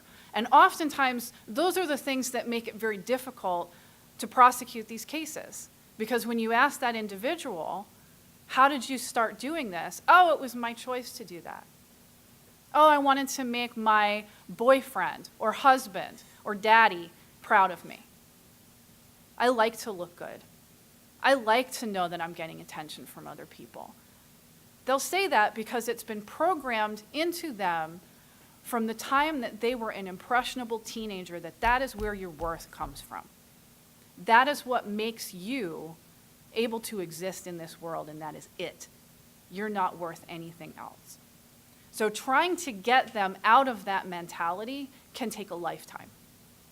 So when we look at prosecution, we see these individuals crumble on the stand because they may start to see themselves as a victim. They may start to say, you know what? This person was telling me that if I took 5 dates a night for $100 a date, I could get 2 bundles of heroin, which I'm not going to tell you how much a bundle of heroin costs, but I'm going to tell you that's a raw deal. They're going to start to do that math in their head, and they're going to say, you know what, that's not really fair. I was victimized in this way. And they're going to take the stand, and they're going to be told, well, it's kind of your fault, right? Because you sought that out. You had an existing drug addiction, and you were looking to support that drug addiction. And so once again, that cycle of abuse is perpetuated because all of you here, I'm looking at a lot of familiar faces from DV Task Force. You know that power and control dynamic. What's the best way to control somebody? Make them feel like it's their fault. And tell them, go ahead and try to get help. No one's going to believe you. We see that every time. It's kind of your fault because you were already an addict. It's kind of your fault because why didn't you just return home? Why did you run away at 15? It's kind of your fault because why didn't you show up to court when you were supposed to? Over and over and over again. So one of the most important things that you can do as you're looking at crafting legislation and you're looking at ways to protect those victims is to understand that that's what they are.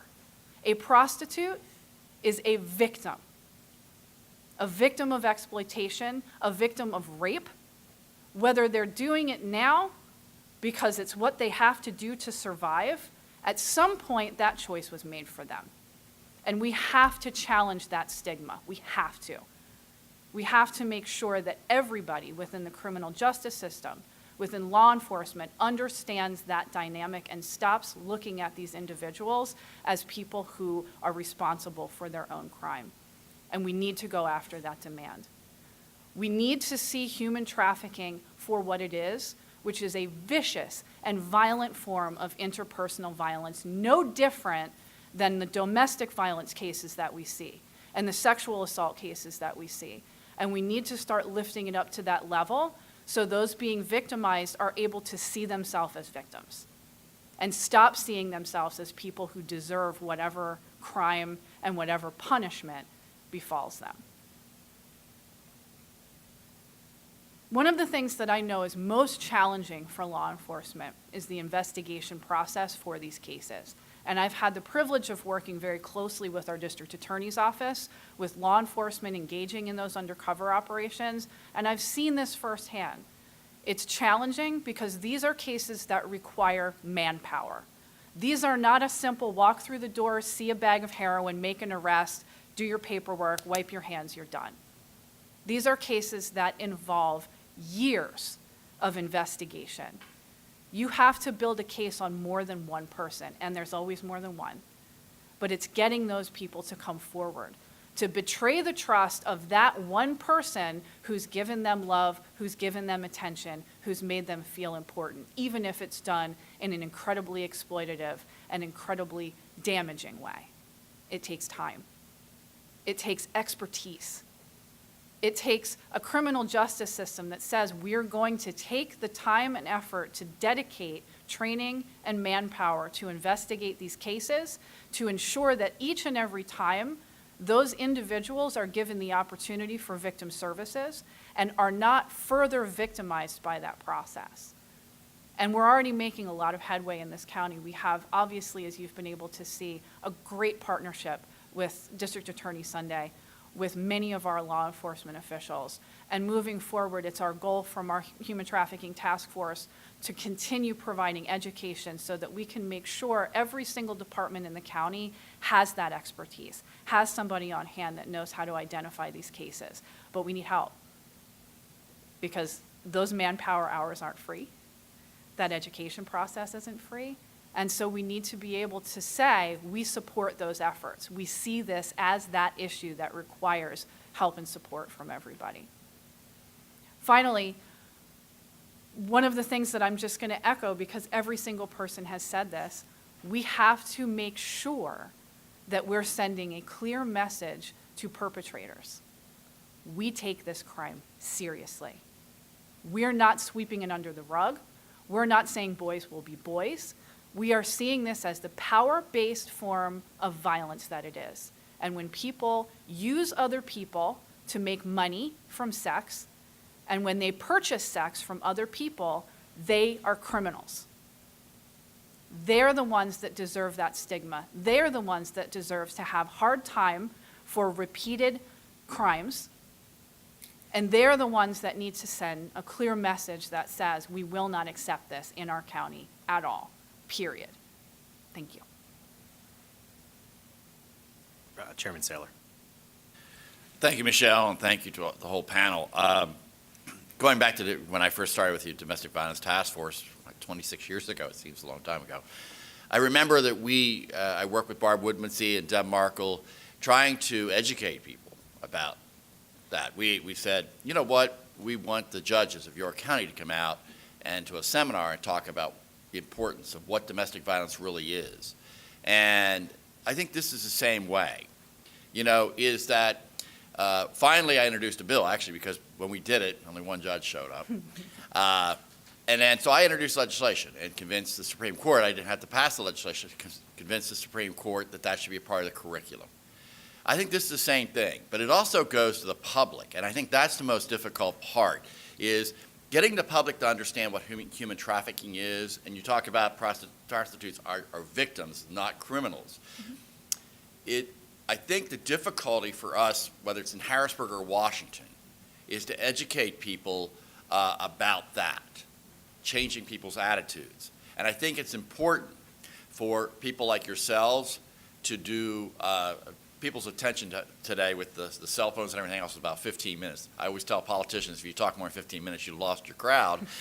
is the articles that can be written, whether it's letter to the editors or it's op-ed pieces, short, clear things that I think we've got to do if we're going to educate the public about recognizing this, because it's like a lot of things. When you say human trafficking, I don't think people understand what it is.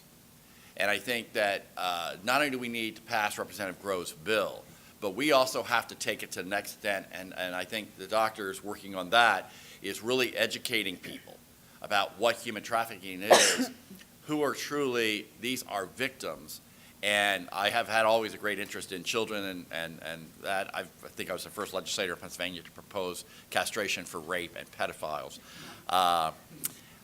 Didn't go very far, but I did propose it. So I think that we have got to educate the public in a number of ways, and I'm surely not that expert, but I do think that the best way, we have done a lot better job. I think the Domestic Violence Task Force, we led the state. I think this is the same thing here, is we have an opportunity, the statewide, to lead the nation in developing an education policy for the public that changes attitudes.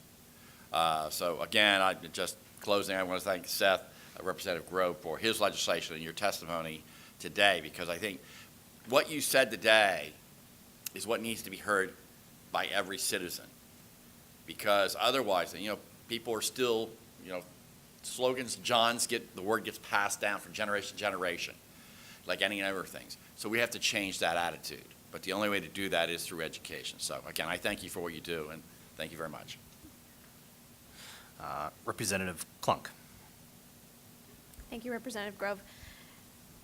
Going back to my question from the first panel about the evidence-based lethality assessment protocol, what is the protocol? Is there a protocol for human trafficking, and is there one in development? Are there studies that are being done to maybe develop one that we could use? So I think what's difficult about this is that if you think historically about how long the Trafficking Victims Protection Act has been around, it's only been around since the year 2000. It's been reauthorized 5 times. Every single time, more victims, more tools for victims, more resources, more training for law enforcement, and more federal dollars go along with that. Pennsylvania's really only had a clear definition of sex trafficking and labor trafficking since 2014. So it takes a really long time to identify victims to be able to establish a baseline to develop what is best practices.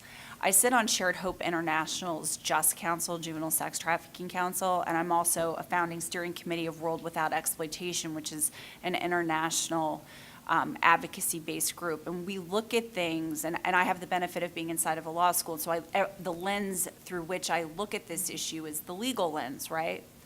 And I talk a lot to different task forces and get invited in and make connections nationally. And most recently, I was out in the state of Washington for a task force and was out there with a lot of people I sit on Shared Hope's Just Council with. One of the women is a professor of social work at the University of Washington and a national expert with respect to children, children's services. She ran the 2 first safe houses for children in the state of Washington. And she has her own consulting business now as well.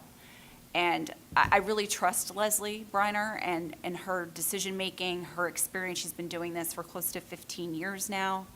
And she doesn't think that anything evidence-based with respect to kids is gonna come for like 10 years down the line, right? One of the things that the buzzwords, it's in all of the funding RFPs, is, best practices for trauma-informed, victim-centered prosecutions. Okay, that's nice.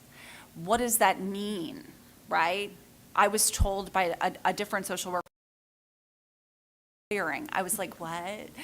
Just meaning it's a skill set that I've developed having been a violent crimes prosecutor for a long time, how to talk to victims and empower them to want to get on a witness stand. It's a buzzword. So what does that mean? What we know about trauma and what's recommended right now, and conversations I have with lots of district attorneys elected and line DAs are, well, if we don't arrest and charge prostitution, how can we get them to cooperate? If we don't, arrest and charge kids, how can we force them to get their trauma treatment? First and foremost, you can't treat someone for trauma unless they're out of the trauma. And I would suggest that being in a juvenile lockdown doesn't mean you're out of the trauma, right? So that's a very long-winded way of saying I don't know what's coming down the pike. I'm missing a webinar by sitting here. I have one of the lawyers that works for me listen to it about an evidence-based screening tool that the state of California has come up with for kids. And that's the second one only, as far as screening tools are concerned. And California has been light years ahead of us in this space for a long time. So I don't know the answer to your question, and I think a lot of it is going to be anecdotal, on the ground, what's working. Are we doing the good thing? Are we talking to the survivors and saying, what do you need? How could we have done better? And constantly reevaluating and reevaluating until we get to a point where we can say, I think this is working. It took a long time for domestic violence, right? And I think we're at the nascent stages, and that's nationally. And Pennsylvania's behind, and it stinks. We'll get there. One of the things that I think is important too is to remember that there's so many different aspects of human trafficking. The domestic violence lethality assessment tool is really valuable for one aspect of domestic violence. But one of the things that as an advocate, I think it's more important to advocate for than a screening tool is to, A, make sure that the existing intimate partner violence or interpersonal violence screening tools are being utilized appropriately, because that's what this is. And then to help those first responders, whether it's medical, whether it's law enforcement, anybody that's going to be interacting with potentially vulnerable individuals, to instead work on their rapport, work on their ability to understand how to talk to someone who has been a victim of any kind of trauma. Because what we know about victims of trafficking is that they keep this secret. Even if we're asking them those screening tool questions, they're coached more than any other victim of interpersonal violence to give the correct answer, to give the right story. So screening tools oftentimes miss, even if we're administering them correctly. So instead, what my suggestion is, and what a lot of advocates agree with, is we need to work on how we create rapport with individuals and making sure that we're having conversations. For law enforcement, if you have a situation where something doesn't seem right, have a conversation. Go back to that community policing where you're just getting to know people, getting to know situations. And then with regard to evidence-based protocols, what I can say is that for preventative education, there are so many validated programs for schools and for educators that help us teach kids about healthy relationships, good boundaries. That's the same thing. And if we're promoting those, we're getting to kids that could potentially be vulnerable. And sometimes if we think about, okay, we're going to make this education protocol for kids specifically about trafficking, what we accidentally do is give some of those kids a really great idea about how they might be able to control some of their peers. And so what we want to do instead is start promoting those validated, already well-known protocols and programs for kids that help them understand and evaluate their existing relationships to avoid those recruitment opportunities, which is the same thing as being recruited into an unhealthy relationship. Thank you very much. And I know you guys do a lot of work on the education side. I sat through an event up at the Hanover Y on domestic violence education and what you guys are doing in the schools. And it's truly amazing what you guys are doing. So thank you very much for trying to, get that on the education end and try to prevent it, which I know really wasn't a highlight of this particular hearing, but is certainly important. And as a member of the Judiciary Committee, Shay, I look forward to working with you on this bill with Representative Grove. And if there are any amendments in committee, if this bill comes up, I would be happy to work with both of you in trying to make this bill better. Thank you. I know that I did put a lot of them in here. You did, thank you. But there are more that I have, which I think I've spelled out in my report. And it kind of comes back to this issue of who is the target for criminalization. And the legislature in Act 105 already created a remedy for individuals who have convictions. It's the vacatur statute. It's 3019D. I would love for the procedural flaw that's in there to be removed. Basically, what vacatur is when it is granted, it is as though legally the conviction never happened in the first place. And what goes along with that is then the expungement and the sealing. It's huge. Because what's associated with being convicted are costs and fines. And there is a United States Supreme Court case that says you can't keep those fines, which is huge because a lot of those probation violations are because of the inability to pay costs and fines. Chicken or the egg. You can't get a job because you have a conviction for prostitution. You can't get a place to live because you have a conviction for prostitution. How can you pay your fines, right? So that's a huge remedy. The procedural flaw is that in order to even file the petition, you need to get the prosecutor's permission. And there's no other post-conviction relief anywhere in Pennsylvania that requires the prosecutor's permission to file the petition in the first place. They absolutely need notice. But again, we're putting them in an untenable position. We're asking them to Monday morning quarterback a decision they already made to prosecute a case. They aren't the fact finders. We elect our judiciary to be our fact finders. So we need to remove that procedural flaw and that they can object and ask for a hearing and have the judge make a decision, or they can just say with no objection, right? But that is another hurdle that we're asking our sex trafficking victims to jump through that they shouldn't have to. There are 6 crimes that are vacatur eligible if you were a victim of trafficking.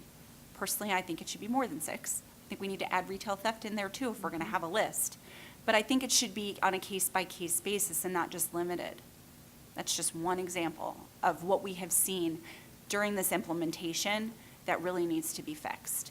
So I'm happy to work with you guys. Thank you. Thank you. And to give credit where credit's due, where's Jordan? Oh, there he is in the back. He actually drafted this and came up with the idea. So that young man, you should thank him. I just said yes and introduced it. So it's his work. It's really good stuff. Representative Kiefer.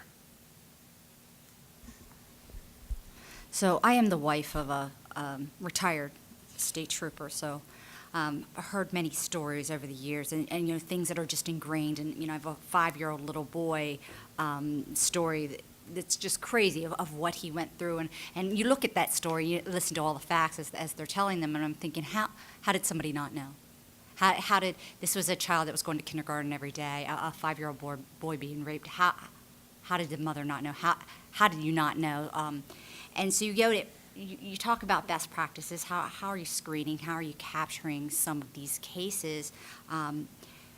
If you don't prosecute the victim, or even if it's a front of some sort, how do you capture them? How do you get them out of that situation? So let's say you're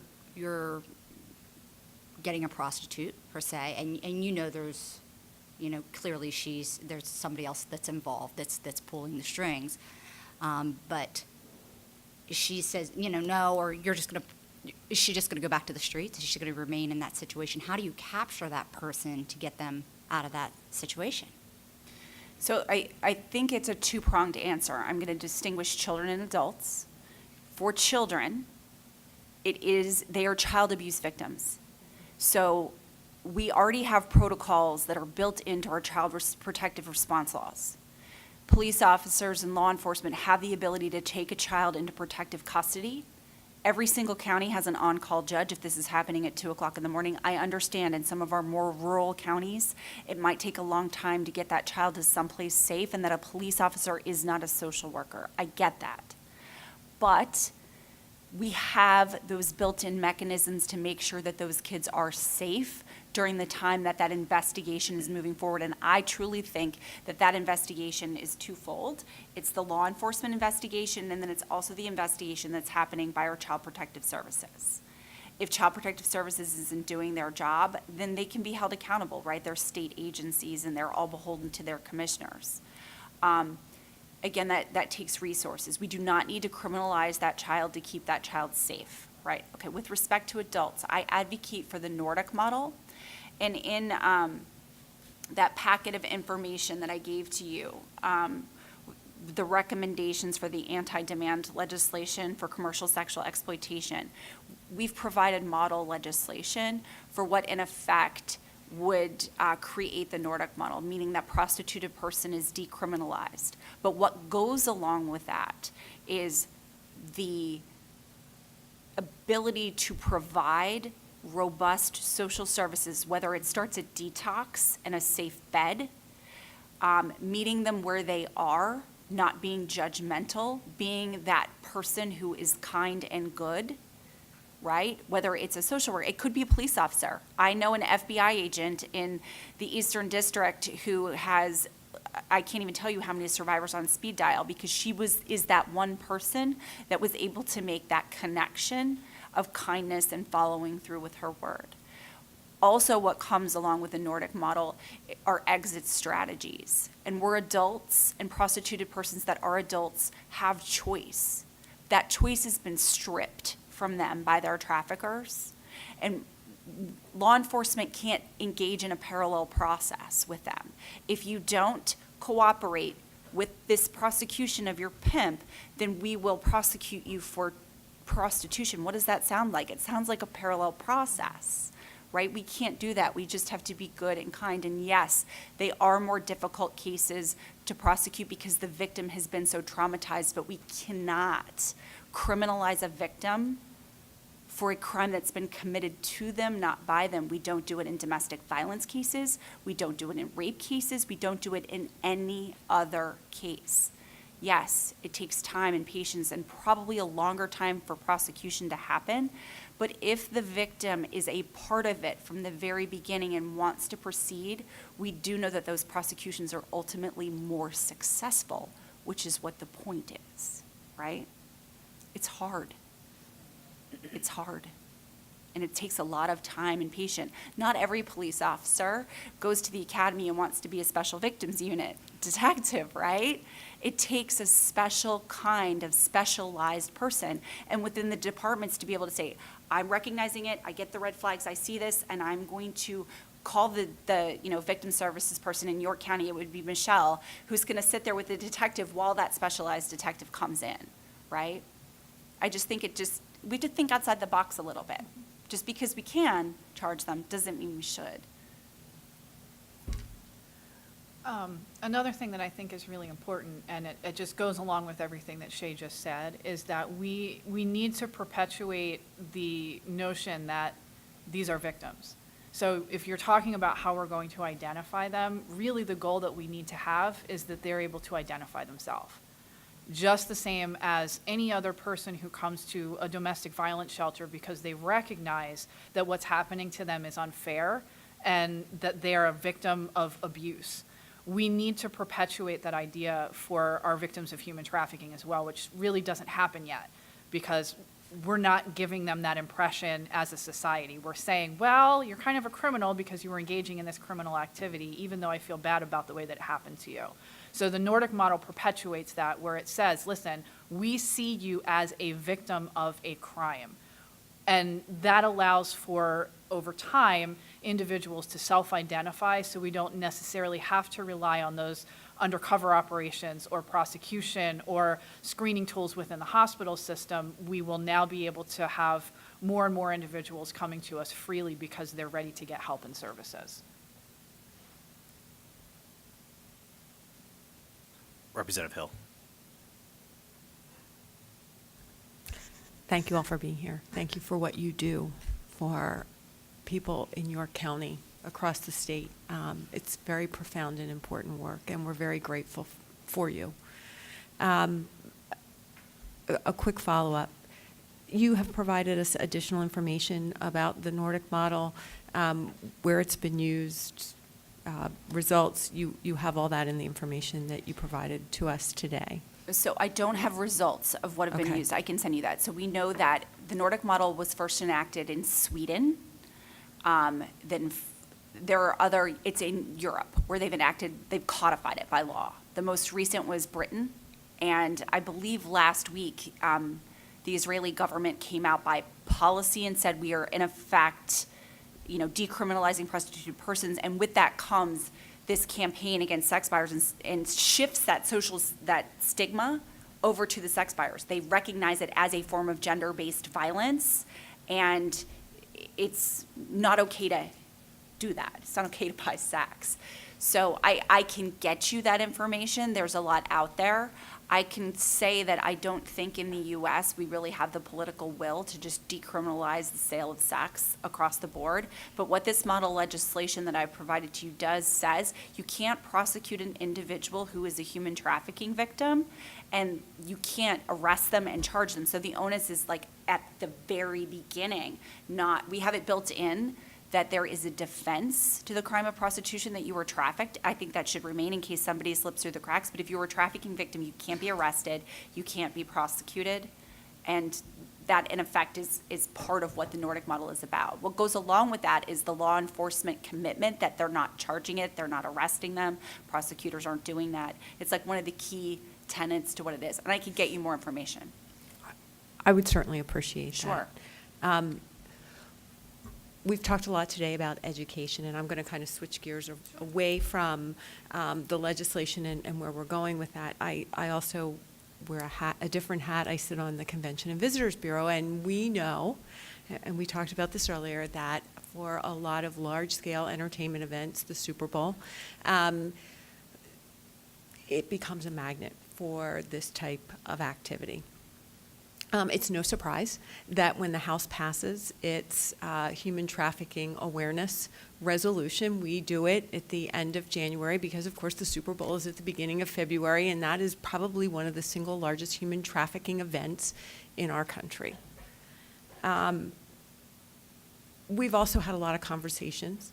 Representative Klunk and I, we are sort of on the outskirts of what is the Republican House members' offices. We kind of stretch into the territory of where the Democrats and the Republicans meet, so we share a ladies' room with our Democrat colleagues. And so one night in January of 2015, we stood in the ladies' room talking after a late-night session, and we said, wouldn't it be nice if we could actually do something about human trafficking, right? So here we are, how many years later, still talking about it. And we're honestly getting tired of talking about it. We want to do something. So sitting on the Convention and Visitors Bureau, how much education do we provide? How much do we push into our hotel chains, our hotel ownership, our Convention and Visitors Bureau to provide them with the kind of knowledge that they need to effectively combat this crime? That doesn't take taxpayer resources. It could potentially help end a crime or aid in prosecutions if they had that information. So I apologize. You may be doing great things. I'm just not aware of it. Well, we certainly try. And, and Terry, I'll let you talk a little bit because I know you're doing some of that as well. But one thing that I can say for sure is we would love to be doing more. Typically it can be challenging to figure out whose ear to get because a lot of, hotels, it's different. Sometimes they're the small, mom and pop family owned businesses. Sometimes they're a huge, global chain. And so knowing how to get to the person that we need to get to in order to even provide that education can sometimes become really challenging. But we know that that's an area that we need to be targeting more. And we did do some outreach to our Visitors Bureau here in York County several years ago. But once again, it was very difficult. We said we'd like to come and present in a meeting. Not a lot of people showed up. It needs to be something that comes from the top, where people are saying, listen, you guys need to come to this. You need to get educated. And one of the ways to do that, unfortunately, is helping them to understand their liability. Because now, there's definitely ways that they can be held accountable if trafficking is occurring on their premises. And so if that's what we need to do to get their attention, that's what we'll do. But I'm a pie in the sky type of person, and I like to think that individuals would probably just like to know how they can keep their hotels safer. I don't think anybody really wants to be known for having that place of ill repute. Anybody in York County knows you don't go at Motel 8 because it's not a safe place to stay. And I don't know the people that own that place, but if it were me, I wouldn't feel really great about that. So we need to perpetuate education so that we can help identify which hotels and which places within our county are willing to be at the table. Who is stepping up and saying, we don't want this to be our reputation, we don't want this to be occurring, how can we help?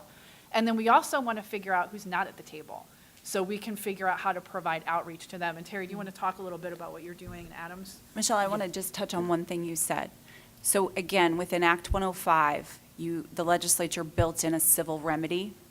I think it's 3054, maybe one, I apologize. We wrote a policy paper on our website because the hotel industry can be sued under Pennsylvania law for knowingly facilitating, right? Those third-party facilitators. There are two pieces of litigation being pursued in Philadelphia and Bucks County. They're in state court using that civil remedy.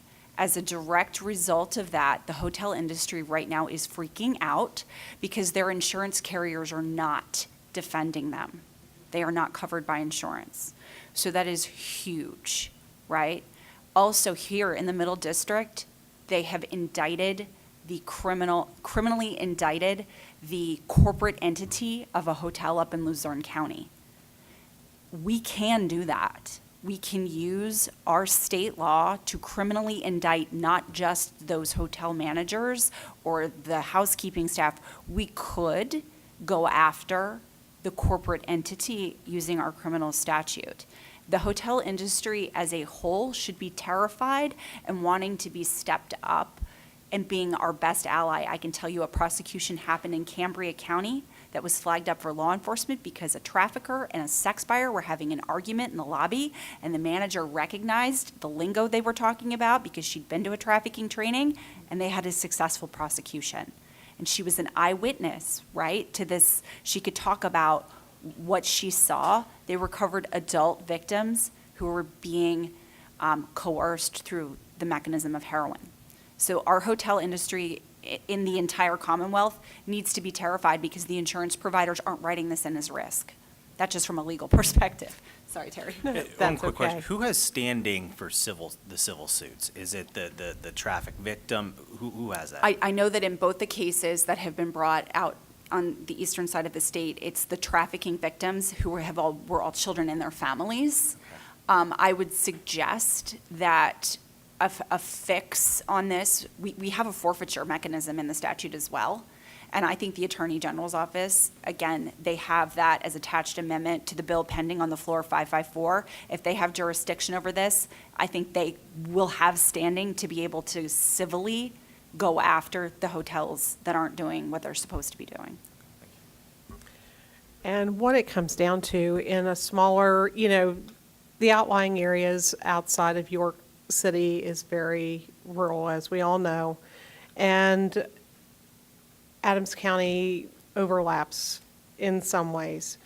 We really, with small organizations, we really need folks to partner with us, and we also need to develop a targeted plan for that education.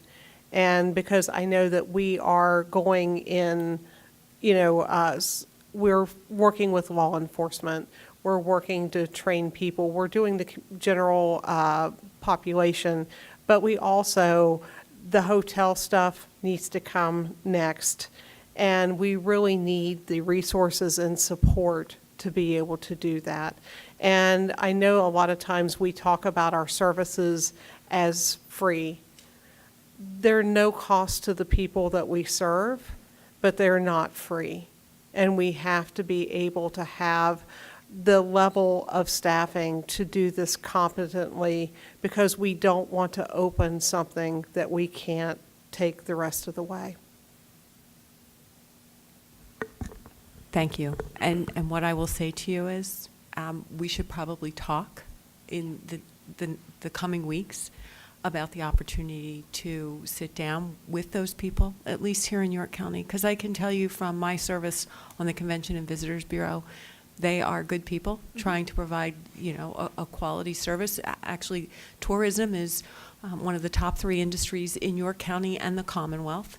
And I'm sure that they would want to mitigate their liability by providing this essential type of training going forward. So I would look forward to doing that. Absolutely. Thank you. Talk to me about decriminalization versus legalization. I had someone approach me that said, if we just legalize prostitution, human trafficking goes away. We don't have to worry about it. Good. We can tax it. It's done, right? It's done. Just legalize it. So talk to me about decriminalization and legalization, and in your opinions, if we legalize prostitution, will everything magically go away? Domestic violence and human trafficking. Dean, forgive me, because I'm going to use York College as an example. York College is now, it's decriminalized, and it is now legal to sell and buy sex. Right? What does that mean? Oh my gosh. Right now, at this moment in time, on York College's campus, there is a finite number of individuals who are selling sex. But if we announce it to the world that we can buy and sell sex freely, what's going to happen? There is going to be an influx of sex buyers, vroom, right to York College's campus, because they don't want anything to happen. They don't want to get charged. It's legal. I can go and do this. There's nothing wrong with it, right? So traffickers, again, these individuals who are in the business of making money, and that's it, they're going to capitalize on that because there's a finite supply here that's freely choosing to sell sex on the college campus, and traffickers are going to bring it right here. We also know that there is absolutely no ability to choose if you are a child, and we know that there is a market to purchase children for sex, so those traffickers are going to bring those children here to York College's campus because sex buyers are just going to buy. So I hope I debunked that. Decrim, I mean only if you're looking at Pennsylvania's law right now, getting rid of or eliminating Section 5902A and just not charging and arresting people for the crime of prostitution or the sale of sex. I have a whole list of things that I wrote in here, what I think we need to do with our prostitution section of our crimes code, but decrimming the entire industry is actually going to drive trafficking through the roof.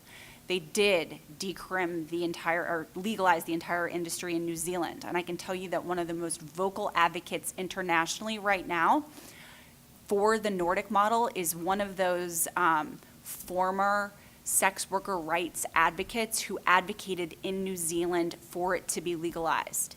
Her name is Sabrina Valsis. I follow her on Twitter. She's awesome. I've read her testimony, and I happened to be in Parliament when her testimony was read because they passed the law in Britain. Excuse me, they didn't pass it in Britain. It's pending in Britain. It passed in Ireland. So she came over from Ireland to Parliament because they're trying to pass it now. She thought that when they legalized it, that it was actually going to create more rights for that person who's selling sex, that they would be able to complain, that they would be able to set rates and standards. And in fact, it was the brothel owners who were pulling things like you don't have to use condoms and prophylactic measures for safety reasons.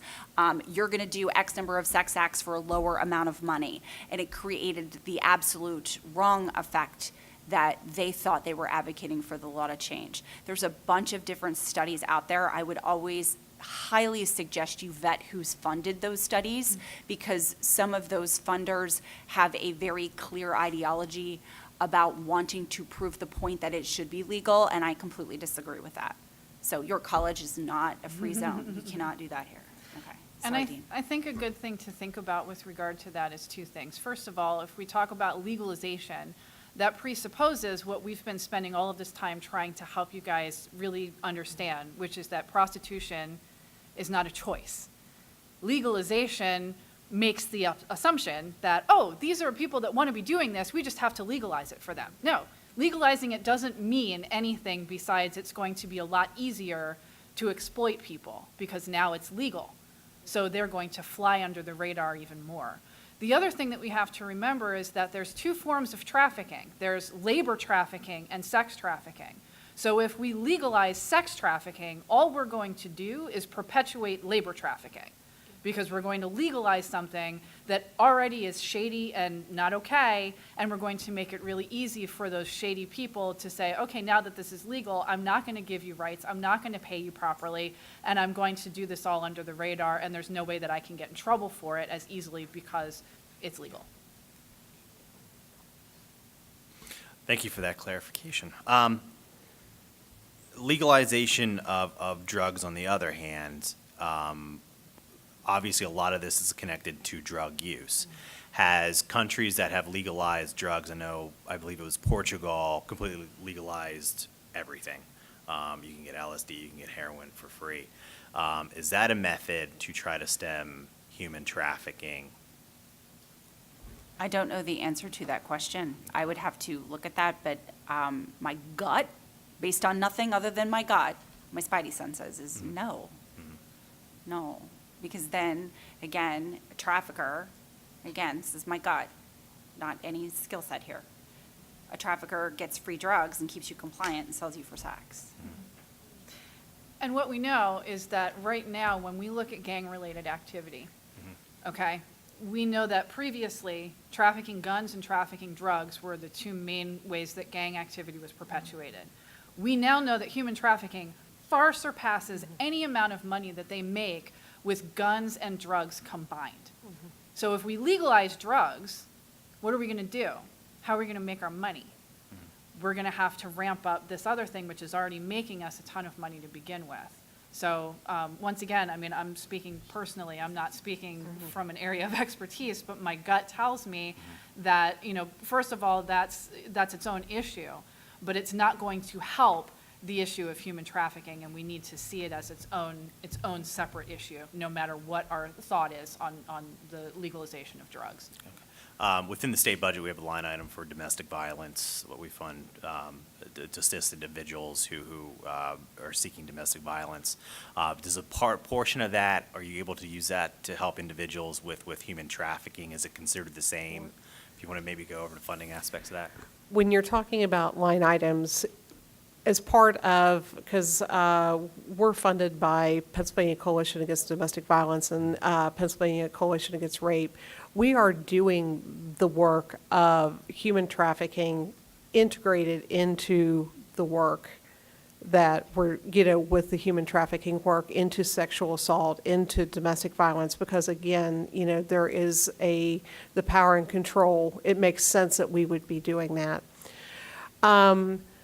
I really, because I'm a CEO, so I'm looking, not only am I doing some education and pieces, but I'm also looking at the budget, and I'm an administrator as well. There is not enough funding right now And if we would take some of that funding, my fear is that we would then not be, not that we're whole now, but we would not be whole to providing the services for sexual assault and domestic violence. We really need to find a separate area of resources. But we are doing that work. Actually, Pennsylvania Coalition Against Rape was when survivors really got involved in that, because they were providing the training, the leadership, and the structure for the human trafficking teams that were moving across the state. I don't know if I answered your question thoroughly. Yeah, One of the things that I think might be helpful when we're considering how we can incorporate things like domestic violence services with human trafficking is with regard specifically to legal services. Right now, within domestic violence services, most, or I don't want to speak, correct me if I'm wrong. Okay. But really the majority of funding that comes for legal services within the domestic violence realm is for civil service only. So PFAs, custody, divorce, and that's really important, really, really important. But there's not a lot of funding specific for the issues that we see human trafficking survivors in need of, because most of their issues are in the criminal realm. And we've talked about all of that today. Very recently there's been changes with regard to OVC with, now we're not able to use funding specifically for human trafficking because of that very issue. So I don't know how to solve that problem, but it would be helpful because most of the existing legal advocacy programs exist within domestic violence programs. And as a human trafficking advocate, it would be really helpful to have some of that expertise go towards those remedies for human trafficking survivors. So we are bulking out the direct legal services that we provide through the Institute. I'm bringing on another lawyer in the fall. She's studying for the bar exam right now. So I will have 2 lawyers working full-time on the post-conviction relief remedies. We train statewide. We've gone all out to Allegheny County and Lawrence County. We have a webinar. We've been working with the PBI, but I can tell you that a lot of the funding that community legal services and, throughout the entire Commonwealth and the defender associations who do post-conviction relief aren't working in the space of vacature at all. And I think it's really, really critical that we start taking a good hard look, because these legal remedies that you guys have created for this particular survivor are beyond important and so restorative. I mean, to think that we can erase and say legally you were never convicted. And I know that the domestic violence agencies are so stressed and overtaxed just working on the basic domestic violence PFA work that they would have to add a whole other lawyer, right? And it costs money to hire a lawyer to have this particular specialty. I'm bringing on another lawyer, to do this work because we're expanding the practice so much. And we're not driving to Allegheny County to file the petitions. We're relying on the legal network, the people that we've trained, lawyers who are doing this pro bono. So I could not agree with Michelle more. OVC pulled that line item out of the funding, and all of the clinics and the law schools who do this work are freaking out because we rely on that funding to hire lawyers to do it. And having a legal center, my attorneys are drowning because, our intention is to provide a holistic service of civil legal representation. A lot of times you end up just putting out, the fires. And, then you're talking about the expertise. So, I would need a separate attorney to be able to work on those issues. And it's just, at this point, we don't have the structure to do that. Thank you. Any other questions? Thank you all three very much for your testimony. Thank you for what you do on a day-to-day basis. I know if I had to deal with individuals who perpetrate crimes against others, I'd probably be in jail for multiple counts of aggravated assault myself. So God bless you what you do on a day-to-day basis. In closing, I'll say House Bill 2029 was designed to go after the economics. If you make it so painful to get convicted of crimes against our fellow citizens, hopefully it will deter. And obviously, everybody's in this to make money. If money is not there, individuals will not be participating in human trafficking. So if you attack the economics of it, protect those that are actually the victims, hopefully we can reduce it. Maybe at some point eliminate it would be great. But I appreciate it. And Dr. Caliprini, any closing remarks from you? I just do want to thank all the panelists and do want to offer, there were many questions that came up during this testimony, research questions that I think not only would we be able to have our faculty work on, but actually our students work on, and it really raises their awareness when they do this research. So I appreciate any questions that you might have that could be worked on by our students and faculty. That would be helpful. Thank you. And with that, everybody have a great afternoon, and thank your college for hosting today as well. Thank you.